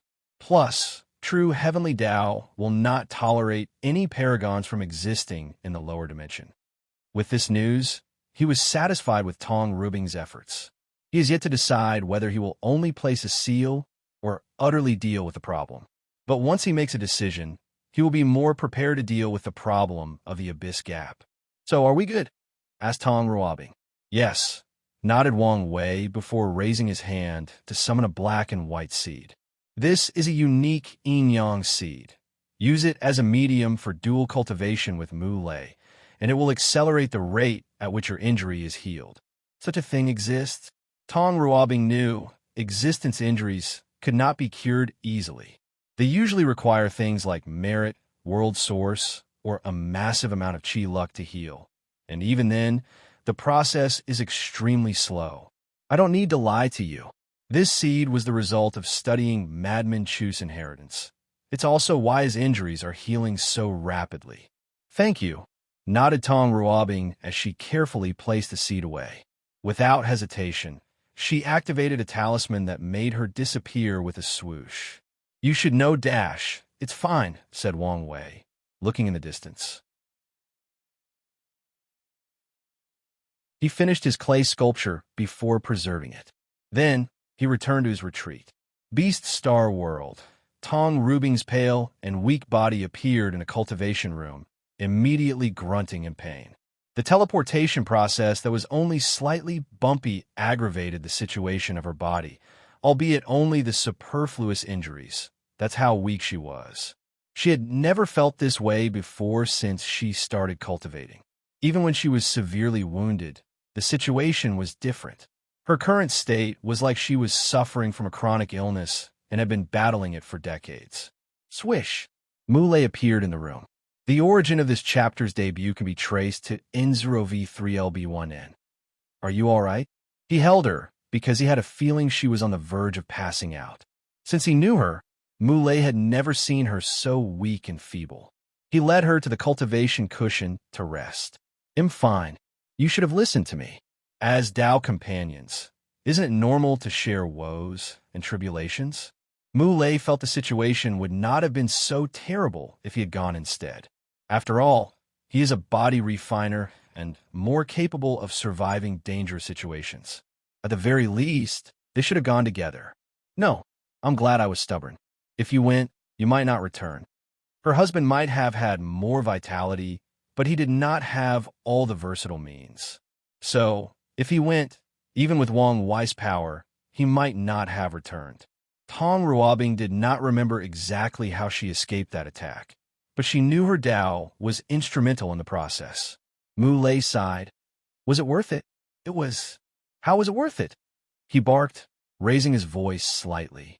You're in such a terrible state. He knew even if she killed herself and revived, which is sometimes a better choice, it would not help the state of her injuries. It was for many reasons, explained Tong Ruobing. Firstly, I was able to experience a higher level of my Dao. The talisman did just give her all of Wang Wei's ability and Dao. Instead, it boosted her Dao and other aspects to reach the strength of 69. 99% Grand Dao source. Honestly, Tong Ruobing felt it was a waste she did not have much time with the talisman, so she could study it. Although she had already recorded its data, she felt it was insufficient. Secondly, I understand how vast the world is and how small I am. A cultivator's vision or how much they know about the world is crucial. It can help them plan their future, keep an open mind, and prevent them from being too arrogant, which is something that Tong Ruobing felt she needed. And it was not just her. All cultivators will develop some level of arrogance after proving the Dao. After all, their strength symbolizes they are the best of an entire generation. And in her case, it symbolizes her talent. I knew the realm of the Great Emperor was only the beginning, but it was after experiencing a higher level of power that I understood how weak I was. Tong Ruobing could not help but sigh. Finally, this is the real benefit I receive. She showed him two things, a mass of an eerie aura and a vial of dark blood. What are those? Asked Mu Lei as he felt an instinctive disgust from the depths of his soul as he looked at these two things. My trophies. Wang Wei, let you keep these things. I didn't tell him. Why do you insist on playing with fire? Mu Lei could not help but roll his eyes.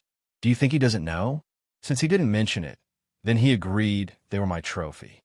Plus, that's not the only thing I didn't mention to him. What else is there? I think I'm the one who erased my memories, explained Tong Ruobing. At least, a part of it was my doing. Why? There is something in there I knew, I should not know, dare not remember. Mu Lei shook his head as he sighed. The cultivation world is truly like climbing an endless mountain. When we were mortals, we wanted to prove the Dao, and after climbing that peak and enjoying the power and glory that comes with it, we discovered even taller peaks. Yes, and the worst part is we know other people have climbed those peaks and cannot use the excuse that it's impossible, agreed Tong Ruobing. So, what are you going to do with these things? I plan to turn the aura into a trump card. With its ability to corrupt the mind, it could be a great weapon if used correctly, explained Tong Ruobing. As for the blood, I don't know. My first instinct is to study and understand it, but my intuition tells me I'm dealing with something beyond my level. I'm glad you're not letting the benefits cloud your judgment. Tong Ruobing ignored him, focusing on the blood. It would be great if I could fuse the blood with my proving Dao artifact and grant it the power of corruption. However, that's too dangerous. A proving Dao artifact has too much connection to its owner, so Tong Ruobing was not stupid enough to place such a dangerous item close to hers. You can do some experiments, suggested Mu Lei. See how some life forms react to being contaminated. That's one of my plans. Tong Ruobing has even already been thinking about how she could dilate this blood. She put the blood and aura away in a secure location in her space ring, a place composed of trillions of sealing talismans. Then, she summoned the black and white seed. What's this? Wang Wei's gift to help me heal. What can this do? Accelerate the healing process to my existence. Really? How do we use it? Tong Ruobing smiled at him. Let's just say you'll have a happy life for a long while. It took Mu Lei a moment to realize what she meant. Then, a big grin appeared on his handsome face. I guess I should thank Wang Wei instead of holding a grudge. If you find any errors, ads pop up, ads redirect, broken links, non-standard content, etc. Please let us know report so we can fix it as soon as possible.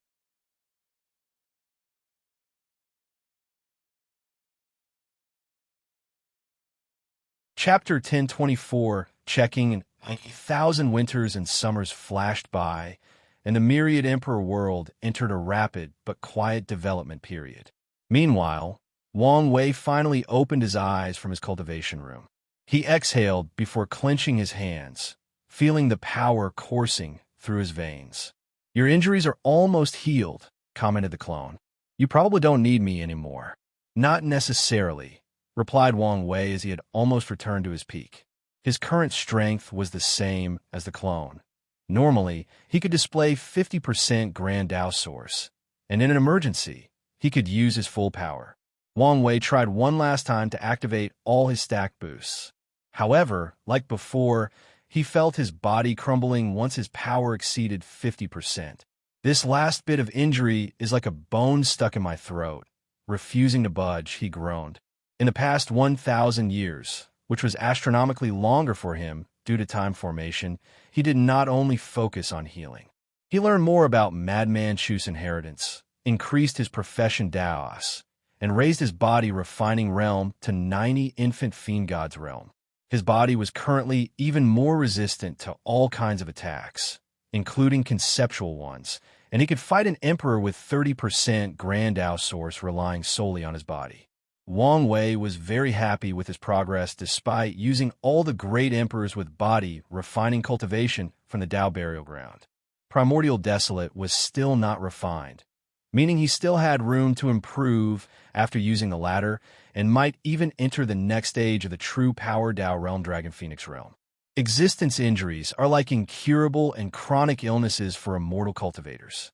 "So, it's understandable you couldn't heal so quickly," stated the clone, and Wang Wei agreed with this comparison despite being a simple way to explain a complex situation. "We have work to do, so let's get started," he stated before waving his hand to place the clone away. It was still useful and would not be terminated. For example, the latter could be sacrificed in a dangerous situation to boost his strength. If that is never required, Wang Wei will use him as a basis to create a clone for the sect. Something tells him it won't be easy to leave a clone for the sect since no other Eternals have done it, but he will try. He took a moment to scan the world and register the changes. One minor and one major event that needed his attention occurred in this short period. The minor event is that mortals have developed the concept of arts and crafts families. For example, there is the Fu clan, known for cultivating powerful scholars in the last 1,000 years. There is the O clan, known for its blacksmith and spiritual runes. These mortals banded together to create powerful families that could access the enlightening temple, thus ensuring their power and rights. As a result, they are very selective in who they marry. Additionally, Wang Wei noticed they had developed the trend of not caring about cultivation. If someone in their family is born with a leakless body, they will nurture this person, but he will not become the central focus of the clan. They view such an individual as more of a guardian for their family, using their long lifespan to the benefit of the clan. Wang Wei calmly observed this change, but did not comment or intervene. Like all things, there are both positives and negatives to this change. So far, mainly the positive has appeared, so he will let it develop. As for the major event, the sea race has cultivated an immortal sovereign. This event was shocking because the world finally saw the potential and threat of the sea race. Once they banded together and used all the resources of their race, it was very easy for them to train an immortal sovereign and with such speed. They finally understood why the Heavenly Emperor was adamant about keeping a watch on the sea race and the unimaginable resources that the ocean contained. So, these people rushed to the sea with greater fervor. Although the surface world was also booming with resources after the environmental changes, no one would say no to more. Wang Wei watched all of this with calm eyes. He knew more than these people, like the sea race, could have cultivated a second immortal sovereign, which was their original intention. However, after seeing the world's reaction to the first, they stopped this idea and hid their presence like always. Wang Wei then checked on Wu Ming. In the southern section of the court, he saw a legion of men and women with bodies full of tattoos or symbols. As they trained, the tattoos would glow, allowing some of them to release power behind their cultivation realm. Finally succeeded, after consulting Tong Rubing's clone, aid from the Dao opening sect, and even Yin Liling's input, Wu Ming finally created the Totem Warrior path. These people were linked to a powerful emperor formation in the court and could borrow its power. Wang Wei nodded in approval at the final result. According to their agreement, this new profession would not be released to the public yet. He will give the Wu clan time to use this method to increase their strength and foundation. He sent Wu Ming a message through Divine Sense to praise him for his hard work before checking on his sect and family. His family situation has not changed much. His grandfather was still training like a madman, preparing for his battle against Emperor Nine's sons. During the past year, the clone finally refined a unique Dao Source seed for his father. The seed created an inner world that accelerated the growth of his human fiend god bloodline. His grandfather aims to reach more than 70 infant fiend god force and uses flesh to fight with Emperor Nine's sons.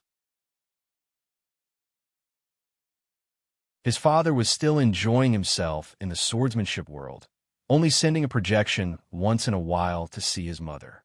That bastard even forgot to check on him. His mother was cultivating hard, preparing for the expansion of the court and her eventual ascension to immortality.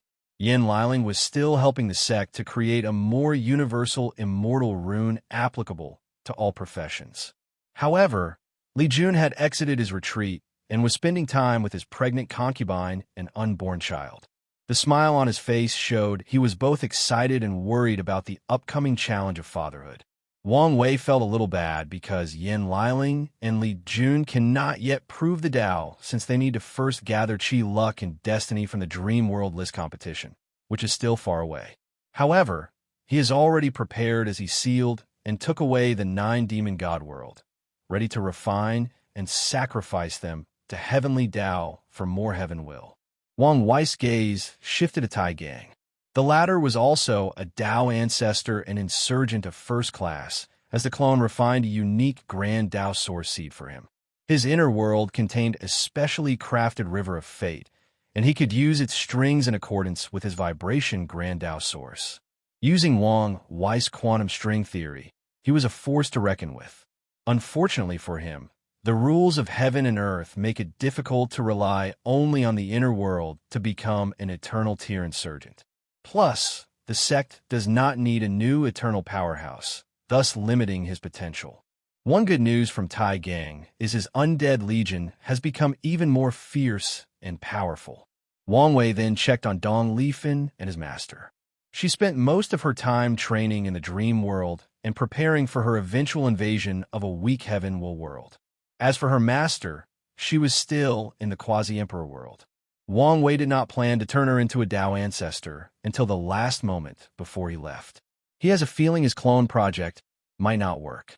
As such, she will be his masterpiece. She will be the true guardian of the Dao opening sect, the one who will ensure they last an eternity in the lower dimension. The last person on his list was Miscellaneous One, who was almost buried with work. Luckily for him, the latter had Elder Dan to help him with the pills Wang Wei wanted. Sadly, his other projects did not have much progress. The Immortal Qi Gathering Array has not made much progress, but mainly because Miscellaneous One was a little obsessed with the Sex Array. The project to perfectly fuse Wang Wei's fate-based array and the Deception Array into the other 9 was more complex than initially thought. Wang Wei looked at this, but did not say anything. This challenge was helping Miscellaneous One increase his cultivation, so he did not stop the latter despite knowing the sex formation was a long project that did not need to hurry. He teleported to above the sky, and his voice spread throughout the world. All aspects of the world have considerably changed since the beginning of the era, except for one major part, our cultivation system. We need a new and improved system that reflects the current time, and today, I will preach to the world to provide that last boost of change.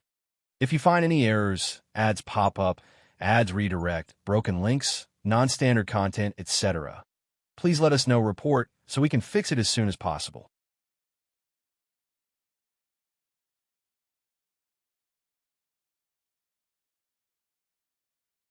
Chapter 1025, New Origin System. All spiritual practice begins with breathing, and just like what you eat determines your growth and potential, so does the qi that any cultivators breathe. Qi is the.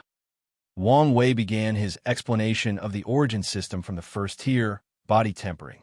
He explained the optimal method to absorb innate qi and create the best possible blood qi. Of course, his explanation only went as far as the 9th layer. He let the factions deduce the 10th to 12th layer based on their sex foundation.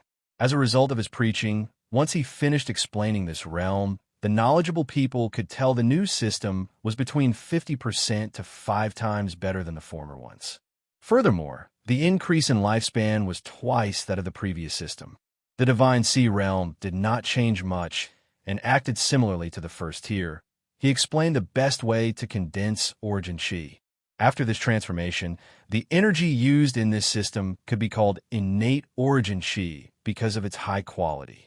Lastly, besides the Lake of Origin, River of Origin, and Ocean of Origin, he added a 4th stage to the Divine Sea realm, the Heaven Origin Ocean. Cultivators can open a second Divine Sea in their middle dantian, storing even more energy. In this stage, their strength and lifespan also increased because of the nourishment of such a large quantity of qi. In the Divine Altar realm, innate origin qi from the lower dantian will be condensed in a solid form as an altar. The body cannot bear 2 altars, so only one is condensed. However, it's possible to use a secret technique where a second altar is temporarily condensed and detonated in the midst of battles. Wang Wei gave away this technique during this sermon, thus raising the overall battle prowess of level cultivators. Condensing the altar will no longer be simple in this new system. Wang Wei has ensured that all cultivators will experience a Tao heart trial called Whisper of the Mind. As the name implies, cultivators must resist tempting whispers while condensing their altars, tempering their will, state of mind, and Tao heart in the process. He did not want the world to give birth to any more pseudo-emperors, so the act of tempering the Tao heart had to start early. After condensing the altar and the subsequent divine veins, this realm is not over like in the old system. Wang Wei added a new stage called Tao Rhyme Nourishment. The myriad emperor world has given birth to many emperors in this generation. Thus, the world is full of their Tao rhymes. Cultivators will nourish their altar with the world's Tao rhyme in this stage, thus establishing a better foundation for comprehending the law. Cultivators can study ancient scriptures, sage notes, or wise man's philosophies to acquire Tao rhymes or resonate with heaven and earth. Wang Wei used the Emperor Tao world's spiritual foundation system, the 4th stage of the Tao Declaration realm, to be precise. For the supernatural stage, Wang Wei did not change much. He believed this realm is what set apart the origin system with the manifestation of innate talents. In his system, cultivators will still condense their good fortune flame, but the number of origin patterns condensed as fuel for the flame is no longer 50, but 99. The increase in origin patterns makes the flame more potent and allows cultivators to use them in battle without affecting their foundation. In other, battles in that realm will now involve the use of the good fortune flame. Wang Wei's decisions for this realm had some consequences. The increase in battle prowess drastically reduced the increase in lifespan. In the end, the new system had an increase of 10% in lifespan compared to the old system in the supernatural realm. The divine body probably had the most change, as Wang Wei added 2 more stages besides human, earth, and earth. In the yellow stage, cultivators will nourish or baptize their bodies with their Tao rhymes to attune them to the laws of heaven and earth. In the profound stage, they will do the same for their sea of consciousness and their soul, which was opened in the previous realm. Another unique aspect of this stage is that it makes it easier for people to condense their vision, similar to those with physiques. Wang Wei completely reinvented the human stage, as he methodically explained how to temper the perfect divine body that can bear the power of law. He used his ancient desolate body, refining scripture, the copper-skin, iron-bone realm of the primordial system of ancient times, and many other martial arts systems as inspiration for this stage. His sermon emphasized the need to temper the body to its utmost state before proceeding to the earth stage. He only added his chakra opening method to this stage besides the former orifices. Furthermore, he also used some Buddhist methods to temper the mind and Tao heart, still trying to reduce the number of pseudo-emperors born in the world. Previously, Wang Wei wanted to leave this unique method to the sect. However, he considered the need for Buddhism's rise and prosperity in the future and added something to the system that is related to them, thus ensuring their influence and power. The heaven stage allowed cultivators to borrow the power of heaven and earth. It was divided into 9 layers, each increasing a cultivator's strength by a factor of 9. Now, with the new system, there were 27 layers, each increasing a person's strength by a factor of 6. The primordial spirit realm did not change much. They still had to experience the stages of Yin God, Yin-Yang reversal, Yang God, shackle removal, and 3 immortal stages. However, with the previous Tao rhyme baptism, the soul was more difficult to refine or temper, but it was also way more powerful. Additionally, he revealed a side technique that allowed cultivators in that realm to use their now very profound connection with heaven and earth to condense a soul treasure that was similar to a Tao-proven artifact. The soul treasure can be defensive or offensive and can grow with the cultivators throughout their journey. For the void-shattering realm, Wang Wei did not do much as there was no need. The new system focused heavily on raising a cultivator's affinity to the law, making it easier to wield and to the greatest effect. The primordial God and spiritual foundation systems significantly influenced him. He changed the order of heaven and earth, made the road of the heart more challenging, and had a greater tempering effect on the cultivator's Tao heart. He also added a method to fuse a person's vision with their law bodies or just ordinary bodies for those walking the true power Tao realm. Wang Wei added one more stage to the Saint realm called the Tao Self stage. After nurturing a Tao seed into a maturing tree and even ripening a Tao fruit, a cultivator will then fuse a small part of their primordial spirit into the fruit to give birth to a Tao Self, a small elf-like creature with the cultivator's appearance. The Tao Self, which was inspired by the Incarnation realm, Tier 8 of the spiritual foundation system, served the same purpose to increase a cultivator's control of the law. They no longer had to actively control it since their self can do it on a more instinctual level. As a result, saints in the new system will have domains larger than the previous limit of 269 trillion kilometers, but their power will be more potent as they have higher control over the law. They will now be genuinely absolute in their domain, especially when compared to other cultivation systems. The Supreme Realm did not change, as cultivators must condense their Dharma bodies. However, Wang Wei copied his D realm for the Quasi-Emperor realm and had people condense their Dharma bodies before fusing with it. Additionally, cultivators will also fuse with their Tao Self in the process. The Quasi-Emperors created in this system will have a level of control of the law between Master and Grandmaster control based on his force control skill. Once Wang Wei finished the sermon, he nodded in satisfaction. The new system was a drastic improvement from the former. Not only were cultivators more powerful, but their average lifespan increased from 5 to 10 million years to 50 to 100 million years. Of course, as the universe operates in balance, there are consequences. The new system is more difficult to cultivate and requires way more resources and time. The time needed for any generation to grow was drastically increased, almost reaching the level of immortal cultivation systems. Furthermore, this system could not be sustained without an innate environment. Wang Wei looked at the world, and his words echoed in everyone's ears. The next court meeting is 300 years from now. He disappeared from the sky as he had something else to do. If you find any errors, ads pop up, ads redirect, broken links, non-standard content, etc., please let us know. Report so we can fix it as soon as possible.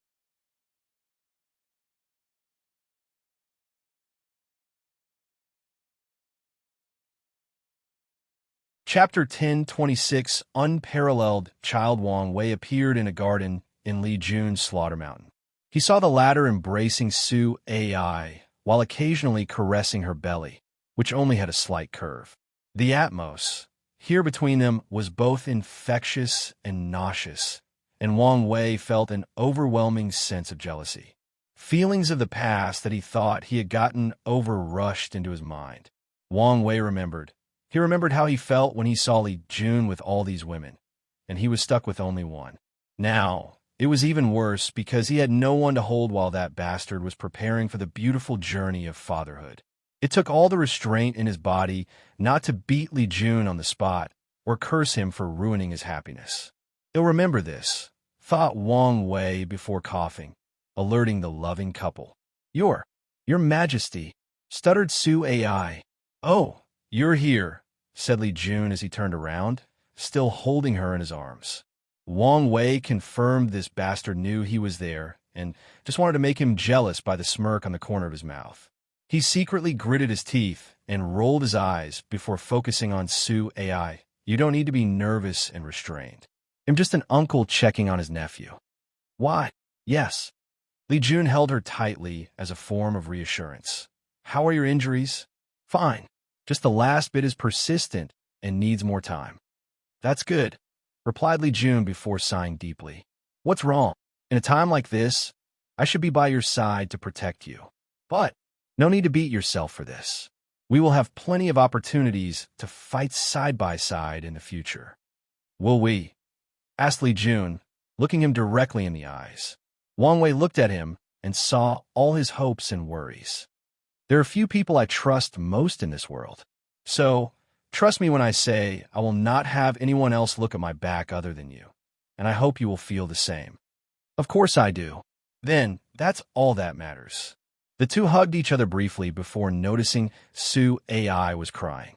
What's wrong, honey? Asked Li Jun. Nothing. I just thought this moment was beautiful and could not help but cry. It's okay as long as these are happy tears, reassured Li Jun. A few seconds later, he looked at his brother and asked, What do you think about my child? Wang Wei looked at Su Ai's belly, and his eyes soon glistened with a brilliant light. If raised correctly, he will be a monster with potential even greater than me. What makes you say that? I don't know what Honger did, but when she baptized him with her Grandao source, she created an unparalleled foundation for him. As long as you, Liling, my father and mother, and the upcoming sex emperors baptize him again, he will be born with the acquired version of the innate source Grandao physique. Xiao Tian is physique.